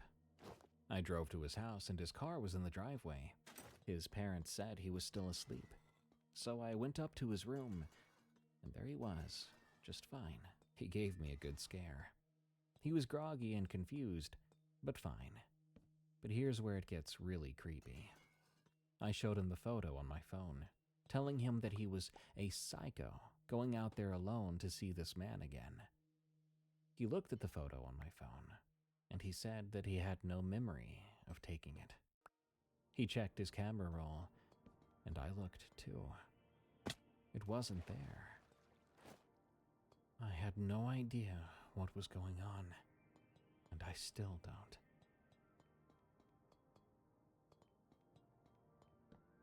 Unemployed and nearly destroyed. From Not 3333. I know you want to hear scary work stories, but I'm in the business of unemployed, and this happened when I was actually looking for work, so I hope it counts. For context, I'm 24. I got laid off from a warehouse job about 3 months before this happened. They were downsizing, and I was one of the newer hires. It sucked, but whatever. Unemployment was covering me for a bit, and I was applying to stuff online every day. Indeed, LinkedIn, even Craigslist when I got desperate. But the place I actually found the most leads was Facebook. There are these local job groups where people post openings of sorts, and sometimes you can message business owners directly. It feels more personal than blasting your resume into the void. That's where I found this listing. Some guy named Travis posted that he needed help clearing out a storage unit. 1 day of work, $200 cash, and he would provide lunch. The post had like 15 comments from people asking if it was still available, so it seemed legit. and I thought I would be late to the party. I messaged him anyway, shooting my shot. He got back to me within an hour, and he was super friendly. He said most of the other people had flaked, and he was glad someone serious had reached out. We set it up for that Saturday. He gave me an address out near the edge of town. I live in Ohio, and there's this stretch of industrial area that's half abandoned. There are old factories and storage facilities, among other things. I didn't think anything about it. Storage units aren't usually in the nice part of town. I told my roommate where I was going, mostly because I wanted someone to know in case this guy turned out to be strange. My roommate made a joke about me getting murdered. I laughed. He laughed. It was a laughing good time. I pulled up to the address around 10 a.m. It was one of those storage places with the orange garage doors all in a row. But it looked like it hadn't been operational in years. Half the doors were rusted shut, and there was graffiti on the office building, but no cars in the lot. I checked my phone to make sure it was the right place, and it seemed to be. I texted Travis that I was there, and he replied, saying he was running 5 minutes late, and to wait for him by Unit 14. I found Unit 14 near the back of the lot. The door was already rolled up about a foot, and I could see cardboard boxes stacked up inside. That made me feel a bit better. There was actually stuff to move, so the job was real. I leaned against my car and waited. About 10 minutes later, a truck pulled in. Some beat-up old Chevy, dark blue with mud on the tires. A guy got out, and I assumed it was Travis. He looked to be in his mid-30s with an average build, wearing a t-shirt and jeans. The most normal-looking guy you could imagine. He smiled and waved at me as he walked over. "You must be Danny," he said. I told him yeah, and we shook hands. I noticed his grip was very firm, almost painfully so, but I didn't read more into it at the time. He walked over to the unit and rolled the door up the rest of the way. Inside, there were boxes, an old couch, some furniture, and a bunch of garbage bags. He told me most of it was going to the dump, but a few things needed to go to his buddy's place across town. Easy enough. We started to load up boxes into his truck. About 20 minutes in, he said he needed to grab something from the back of the unit. He walked inside and disappeared behind a stack of boxes. I kept loading until I heard him say, "Hey, can you help me with this? It's stuck." I walked into the unit. It was darker than I thought it would be. The overhead light was out, and the only light was coming from the open door behind me. I couldn't see him. "Where are you?" I asked. There was no response. I took a few more steps, but then I heard the door rolling down behind me. Surprised, I spun around and saw him standing by the entrance, pulling the door shut. I ran toward it, but he was faster. The door slammed down, and I heard a padlock click into place. Complete darkness. I couldn't see a thing. I began to bang on the door, yelling for him to let me out, but nothing happened.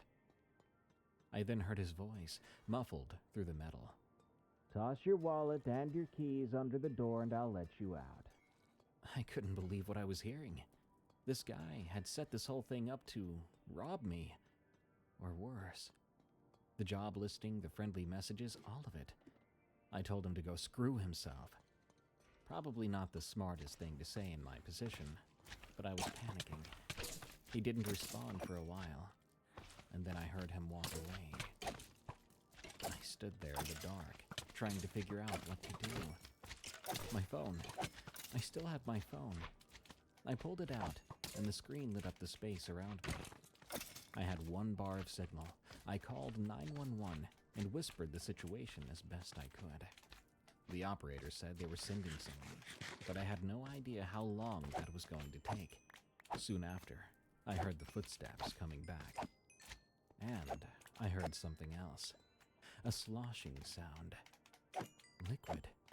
He began to pour something along the base of the door, and I could smell it almost immediately. Gasoline. I completely lost it. I started screaming, kicking the door, throwing my body against it, and I could hear him laughing on the other side. He said if I didn't slide my stuff under the door in the next 30 seconds, he was going to light everything up. I believed him. I got down on my knees and shoved my wallet and keys through the gate. I heard him pick them up. Then I heard his truck start. He left. He actually left. I stayed in that unit, trembling, until the cops showed up about 15 minutes later. They cut the lock and got me out. The gasoline was real. It was pulled along the front of the unit. If he had actually lit it, I wouldn't be here, and I would have died a very painful death. They luckily caught him 2 days later trying to sell my car. I wasn't his first victim, but I was the first who had called the cops in time. The others had been too embarrassed or scared to report it. Likely sketchier folk who were more desperate, or people who were on drugs, afraid to call the authorities. But one of them had told the police he had actually set a small fire before leaving, and that person got burned pretty bad. I don't look for job openings on Facebook anymore. I don't care how desperate things get. And every time I see one of those posts now, I screenshot it, and I send it to the local police tip line. Probably nothing ever comes of it, but it makes me feel like I'm doing something.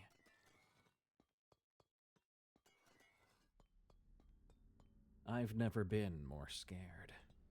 From Linda. This happened a couple of years ago during a holiday rush. I was 26 in between real jobs, and I signed up to do deliveries for one of those courier companies that contracts out during peak season.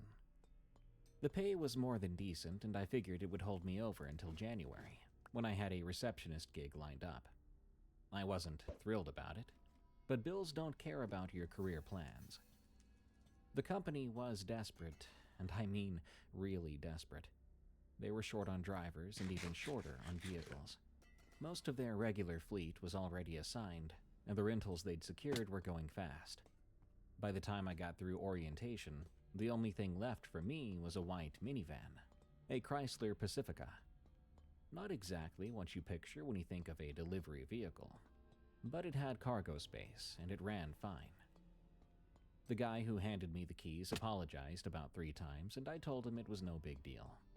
A van is a van, and I had no idea that thing would end up saving my life. I should mention here that I live in rural Pennsylvania. There are parts of this state that feel like they have not been touched since the 1970s. My route took me through one of those areas. Long stretches of nothing and old farmhouses with long driveways, and patches of old woods all over the place that go on for miles. I can't say I loved it, but the deliveries out there paid a little extra per package. It was December 19th. I remember trying to calculate if I'd have enough saved up by Christmas to get my nephew a gaming console that he wanted. The sun sets early that time of year, and around 4:50 p.m., it was almost dark. I had 3 more stops on my list, all of them on this one road that cut through a wooded area. There wouldn't be houses for a good 5 miles. There were trees on the left, telephone poles on the right, and cracked asphalt in between. It felt like my headlights were the only lights left in the world out there. I was going maybe 40 miles per hour when I heard the pop.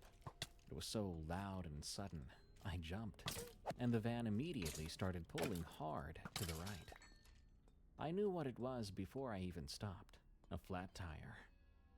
I pulled over onto the shoulder, which was mostly gravel and dead grass, and I put it in park. I sat there for a second, annoyed, before getting out to look. It was on the front passenger side, and it was completely shredded. I must have hit something on the road, but I hadn't seen a thing. I walked back a ways to see if I could find what it was, but there was nothing there. No glass or debris or anything. The tire had blown out for apparently no reason, or I just missed it. I'm not helpless, though. I know how to change a tire. My dad made sure of that before I got my license. I found the spare and the jack in the back, underneath all the packages, and I started setting up. The air was very cold, around the low 20s, I think, and my breath was visible in front of me. It was quiet out here, quiet enough that I was aware of my own heartbeat. No cars had passed by since I'd pulled over. I hadn't seen another vehicle in about 15 minutes. I had the van jacked up and was loosening the lug nuts when I heard a voice. It was coming from the tree line. At first, I thought I was imagining things. It was faint, and I couldn't make out words. I stopped what I was doing and just listened. But I didn't hear anything else just then, so I went back to work on the tire. Then I heard movement, branches cracking. It wasn't deep in the woods either. It was close, maybe a couple dozen feet away. I looked up again, and this time I saw something. A shape, standing between two trees. Something very gray, too pale to be a person in normal clothes. And it wasn't standing on the ground. It was higher up, about 4 feet off the forest floor. There was nothing beneath it, not a stump or rock or fallen log. Whatever it was floating there, motionless, facing me. I froze. I couldn't bring myself to move or breathe. The shape didn't move either. We were both still. But then I heard the voice again. This time I understood the words. Have you seen my daughter? I don't know how I got my body to move, but I did. I turned back to the tire and started working faster than I've ever worked in my life. My hands were shaking violently. I kept dropping the wrench. The metal was freezing against my fingers. I could hear the voice repeating the question, and each time it sounded closer. I didn't look up. I couldn't. Have you seen my daughter? The lug nuts were off. I pulled the flat tire free and grabbed the spare. It felt heavier than it should have. Everything felt harder. I could hear footsteps now, not in the woods anymore. On the road, on the asphalt behind me, slow steps, not coming from whatever was making the whispers, but something that was answering. Each one made a soft scraping sound against the pavement. Have you seen my daughter? I shoved the spare onto the bolts and started tightening. My fingers were numb from the cold, and I kept on fumbling. One of the lug nuts slipped from my hand and rolled under the van. I left it. I didn't have time to go get it. The footsteps stopped then. I could feel something next to me. I could feel it the way you feel someone standing far too close to you in a line. The air got very, very cold. I could see frost forming on the side mirror. She was in the road. She was in the road, and then she wasn't. I tightened the last lug nut and yanked the jack out from under the van. The vehicle dropped hard, and I threw everything into the back, without caring where it landed. I ran to the driver's door and got in and locked it. My hands were shaking as I turned the key, and the engine started on the first try. Thank God for that rental. Before I pulled away, I looked in the rearview mirror. She was standing in the middle of the road, right where I'd been working. I could see her clearly now, under the dim glow of the van's taillights. She was wearing a nightgown, old-fashioned. It had lace around the collar. Her hair was long and tangled and looked soaked. Her face was pale and gaunt, and her eyes were completely black. No whites, no pupils. Her mouth hung open, and she was still saying it over and over. But I couldn't hear her anymore through the glass. I watched her lips move in the mirror as I drove away. I was flooring it. I didn't slow down until I hit the main highway 20 minutes later. I never delivered those last 3 packages. I called the company and told them I'd gotten suddenly very sick. I never had to do that route again. Nobody questioned me.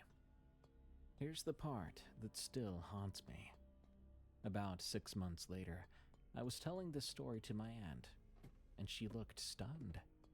She asked me exactly which road it happened on. I did my best to describe the spot. She explained that back in the 80s, a woman and her daughter were driving on that road late at night. The woman fell asleep at the wheel. The car went off the road and hit a tree. The mother survived, but her daughter didn't. They found the mother wandering the road the next morning, asking everyone she came into contact with if they'd seen her daughter. She died in a psychiatric facility 3 years later. She never accepted that her daughter was gone, and never stopped asking. My aunt lives out that way now. I go visit her with the kids a couple times a month. Every single time I drive past that stretch of road, I press the gas a little harder. My kids have asked why I speed up there. I tell them the road is bumpy, and I want to get past that spot quick. I'm not sure they believe that, but I'm not going to tell them the real reason yet. Maybe when they're older and won't get too scared to sleep. For now, it's just a bumpy road. The voice in the PA system. From Shock and Jones. I worked overnight stock at a grocery store for about 8 months. This was a few years ago when I was saving up for a trade school. The shift ran from 10 p.m. to 6 a.m., and most nights it was me and 2 other guys. We rotated through aisles with pallet jacks. During that time, the store was closed to customers. It was quiet except for whatever was playing through the PA system. This PA system was old. It was connected to a phone in the manager's office, but no one used it overnight. The music ran on a loop from some corporate playlist, the same 40 songs or so every night. After a while of working there, you kind of just tune it out. 3 months in, I started to notice the music would cut out around 3 a.m. Not every night, but it was often. There would be a click, followed by dead air for about 10 seconds. Then the music would come back. I thought it was some sort of glitch, or some interference. Old system, old building, and all that. But one night, the click happened, and instead of just dead air, I heard a voice. It sounded feminine, mid-sentence, like I'd tuned into a conversation already happening. And I swear what I heard was something like, "Told him it wasn't ready yet." Then silence. Then the music came back. I asked the other guys about it the next night. They hadn't heard anything like I had, so I let it go. But this happened again about 2 weeks later. A click, but then a man's voice, calm and conversational sounding. He said, "She's not going to find it there." And that was that. The music came back right after. I started paying attention to the clock. It was always somewhere between 3:10 and 3:20 a.m. Never outside that window. I told my manager, and he said the PA had been weird for years. Probably picking up radio interference, like I first thought. And he didn't seem too concerned. The last time it happened, I was alone in aisle 12, stocking canned vegetables. The click came, and this time there was dead air for a while, about 30 seconds. I stopped what I was doing and listened. Then that woman's voice came back. This time she said, "He's listening again." I didn't move. Was she talking about... A man's voice responded, "I know." Then the music came back on. I was like, what the heck? I finished my shift, clocked out, and put in my 2 weeks' notice. But during those 2 weeks, I never did hear it again. I have no explanation for this. I mean, if it was interference, it shouldn't have had conversations about me listening. Or maybe that was all a coincidence. Then again, the woman's voice didn't say someone's listening. She said, he's listening. Like they knew exactly who I was, and had been aware the whole time. And that night, they just decided to let me know. I work in HVAC now. Normal hours and no PA system ghosts. Lots of ghosties tonight, boys and gals. A gentle reminder that sometimes the scariest things we might see out there are the ones that look human, but only just enough that its subtle wrongness is pure nightmare fuel. Good night. Thank you all for tuning in to this episode of Tales from the Break Room. I've been your host, Darkness Prevails. You can find me on X at Dark Prevails and on YouTube at Darkness Prevails. Send me your scariest work-related stories at eeriecast.com/submit so I can narrate them on this show. And be sure to follow and leave a review of Tales from the Break Room on Spotify, Apple Podcasts, or your favorite podcast app. Don't forget to order a delicious bag of dead and roasted coffee over at eeriecast.store before we run out. Till next time, everyone, I've got to clock out, but I'll be back again real soon.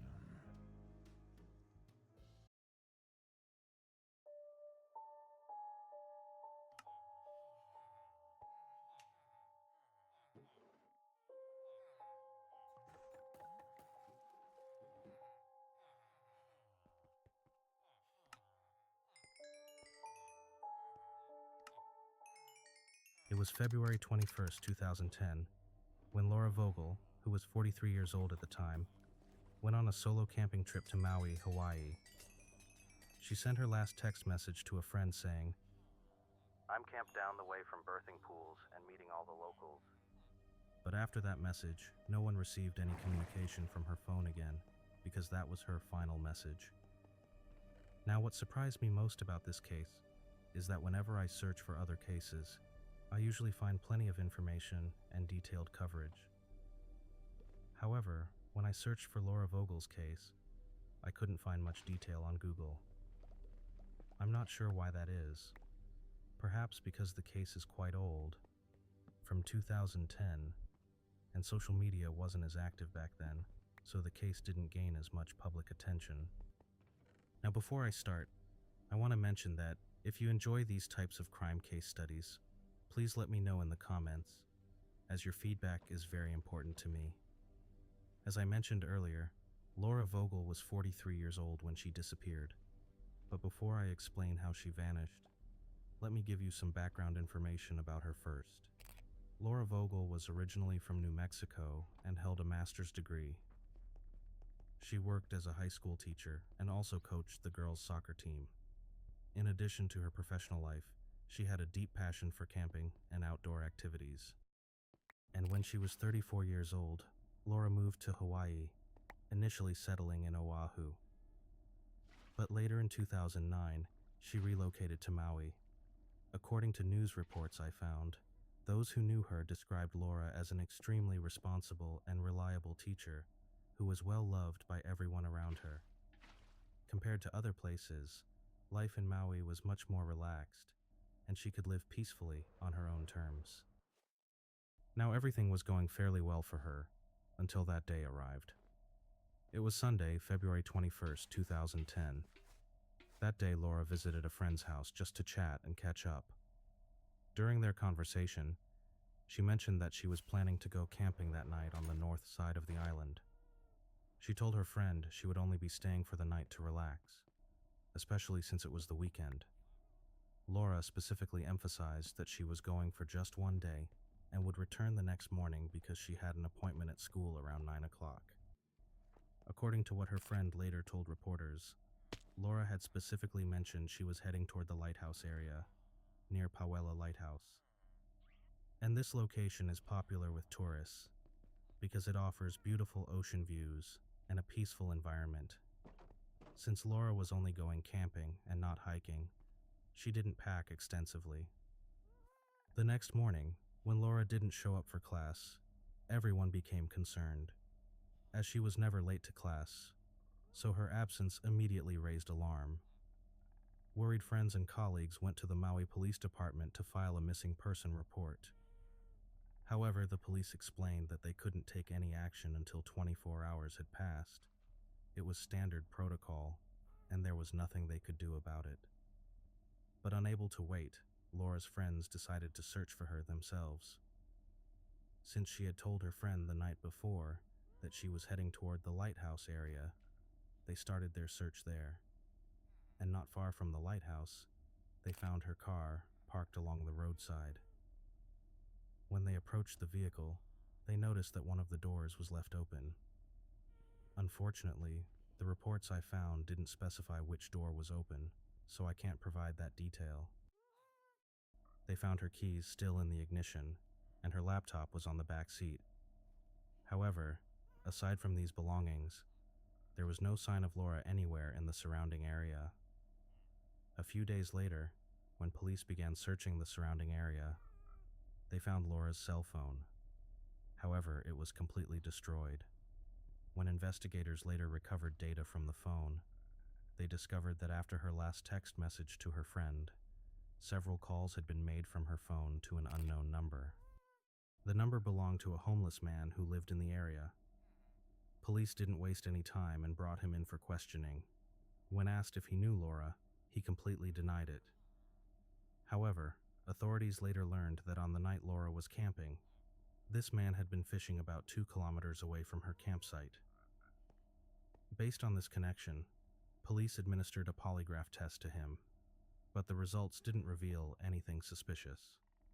Additionally, when they searched his home and vehicle, they found no incriminating evidence. With no concrete proof linking him to Laura's disappearance, police had no choice but to release him. The investigation continued, and police questioned various people in the surrounding area about Laura, but again they didn't find anything significant. However, they did learn that while the spot where Laura had gone camping might have been beautiful, but the surrounding area had a darker reputation. According to locals, the area was known for criminal activity, which initially led many to believe that Laura may have fallen victim to foul play. What's troubling, though, is that according to police, they had thoroughly searched Laura's car but found nothing. And after finding no evidence, they returned the vehicle to Laura's family a few days later. But when Laura's brother decided to search the car himself, he found her purse within just a few minutes of looking. So this raises a serious question. If her brother could find the purse so quickly, why didn't the police discover it during their initial search? And in this news report, you can see Laura's brother making an emotional statement. She is my sister, and she could be your sister or your daughter. I know someone knows something. I am asking everyone to help. You can clearly understand how desperate Laura's brother and her family were. There are mainly 2 theories about what might have happened to Laura. The first theory, which the police seem to favor, is that Laura somehow fell from the cliff into the ocean. Given the significant height of the cliffs in that area, they believe she may have fallen into the water and drowned. However, this theory has several problems. If she simply fell from a cliff, why was one of her car doors left open? And more importantly, why would someone call an unknown number from her phone after she sent her last text message to her friend? And the man who received that call clearly stated he didn't even know Laura. So why would Laura call a complete stranger late at night? These questions remain unanswered. And the second theory, which her family believes is more likely, involves foul play. Since the area was known for criminal activity, they suspect that something happened to Laura while she was camping, perhaps after an attack, and then they used her phone to call that man. However, the motive behind this remains unclear, especially since the man who received the call passed a polygraph test, and no evidence was found linking him to her disappearance. And since they felt they weren't getting adequate help from the police, they took the case to the media, which eventually published it as a missing person story. If Laura were alive today, she would be around 59 years old. She was described as being 5 feet 8 inches tall and weighing around 140 pounds. But what really happened to Laura that night remains unknown. We still haven't found the answer, and neither has anyone else. Now, many of us love camping, especially after working hard all week. Spending a day camping can wash away all the exhaustion and stress. However, when I research and read these kinds of case studies, I notice a pattern. Most of these incidents happen to people who go camping alone. So I'd like to offer some advice. If you're planning to go camping, get some company, because no one can predict what might happen in the future. Think about Laura Vogel for a moment. She was a dedicated school teacher, and she coached the girls' soccer team. She moved to Maui simply to live a peaceful life. She probably never imagined that something like this could happen to her. What happened to Laura is truly tragic. If you have any information about Laura Vogel, please contact the Maui Police Department.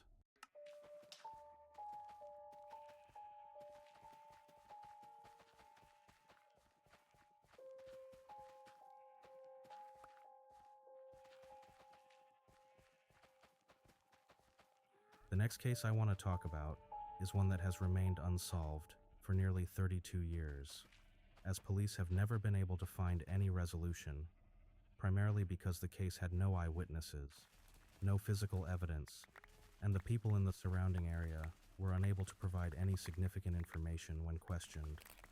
The person at the center of this case is Lisette Vroga. On the 3rd of June, 1992, her boyfriend went to the police and reported that his girlfriend had not yet returned home. He told the police that the two of them had been playing tennis together at the local tennis club, but that she had left to go home approximately an hour and a half before him. When he went to her house looking for her, he found that her car was parked outside and her bicycle was there as well. But Lisette herself was nowhere to be found. Lisette's boyfriend knew there was no real reason for her to have not arrived home. While he had his suspicions, the police initially didn't take his report seriously and asked him to wait, as police typically tend not to act immediately in such situations. Now, before getting into how Lisette vanished, let me first give some background information about her.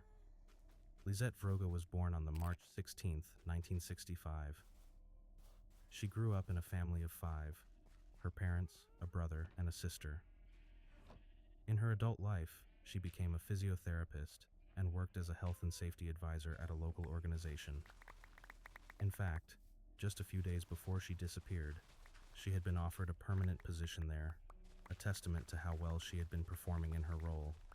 Now Lisette also had a deep love for tennis, and she regularly played at her local tennis club, either with her boyfriend or occasionally with friends when he was unavailable.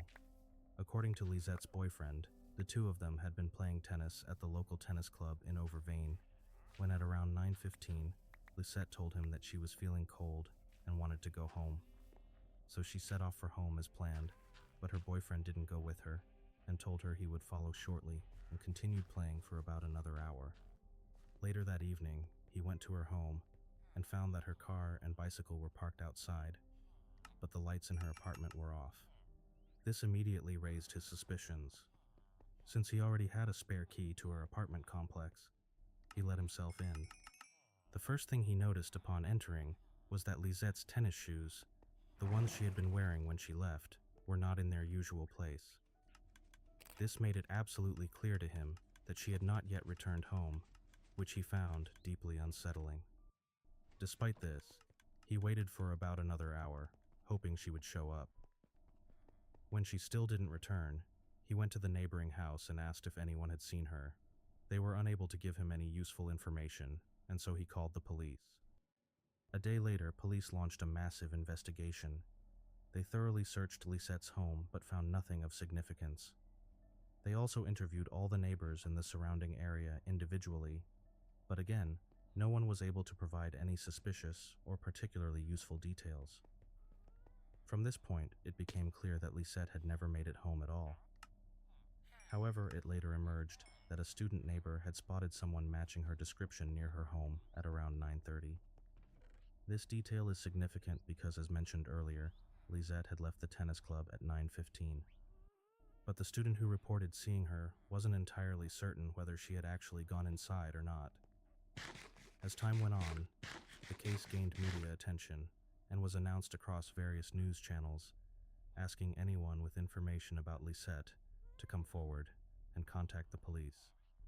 This generated a number of tips, leading investigators to new locations, but once again, nothing of real significance turned up.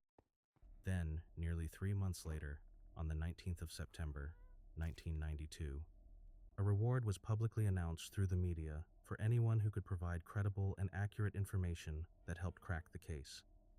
And even so, despite the influx of tips, police were unable to make any major breakthrough.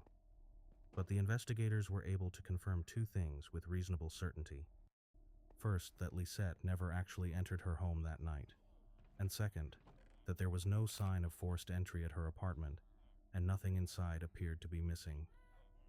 There was, however, one notable exception.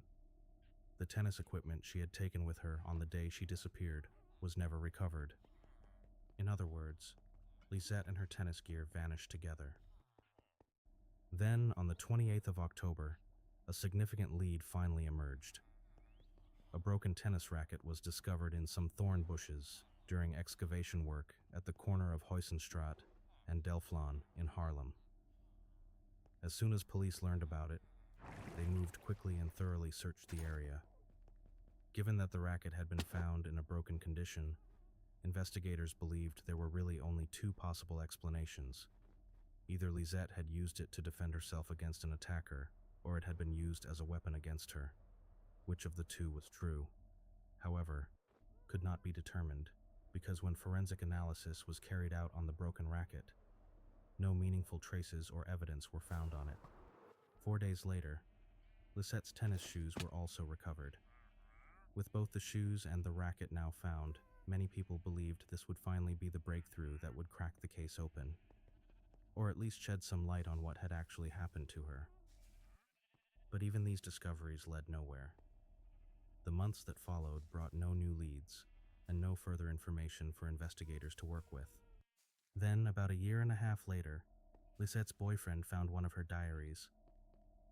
The diary had already been sent to investigators earlier, but nothing unusual had been found at the time. However, when her boyfriend revisited it after all this time, he noticed something disturbing. Several pages were missing. It appeared as though they had been torn out, and according to him, roughly 10 to 12 pages were gone. And when he told to the police, they didn't treat it as a major development. The reality was that since the pages had already been removed, there was no way of knowing what had been written on them, or what the motive behind tearing them out might have been. And on top of that, the case was already quite old. In investigations like this, potential evidence degrades over time, and after a year and a half, much of it had likely been lost. So even though the diary seemed like a potential new lead, it ultimately went nowhere. Then, nearly 20 years later, the case was featured in a television documentary, which brought renewed media attention and led to fresh tips from witnesses coming into the police. Among them, one person shared something particularly interesting. He claimed to have seen a car in the neighborhood around the same time frame, somewhere between 9:30 and 10 p.m., with two people inside, a man and a woman. Though this information was brought to the police, the fact that over 20 years had passed meant the witness could no longer recall important details like what the car looked like or its license plate number. So, as usual, the investigation hit another dead end. And as time went on, rumors began circulating in the neighborhood about what might have happened to Lisette. One particularly persistent rumor, though never confirmed by any credible source, suggested that her body might have been hidden at the local sports hall where construction work was already underway at the time of her disappearance. According to this theory, her remains may have been concealed within the construction site, making it nearly impossible to recover them. However, police never took any significant steps to investigate this claim, nor did they search those locations. Another widespread rumor was that Lisette had simply moved somewhere else. that she had been looking for a fresh start for a long time and had voluntarily disappeared, possibly living under a different name in another place. It's important to note that neither of these rumors has been substantiated by any credible source. They remain just that, rumors, and without any concrete proof, it's best to treat them as speculation and nothing more. 34 years have passed, and Lisette's case remains unsolved. Now I want to analyze this case from the beginning and share a few observations. First, let's talk about Lisette's journey from the tennis club to her home. I couldn't find any clear information about whether she drove to the tennis club, walked, or cycled.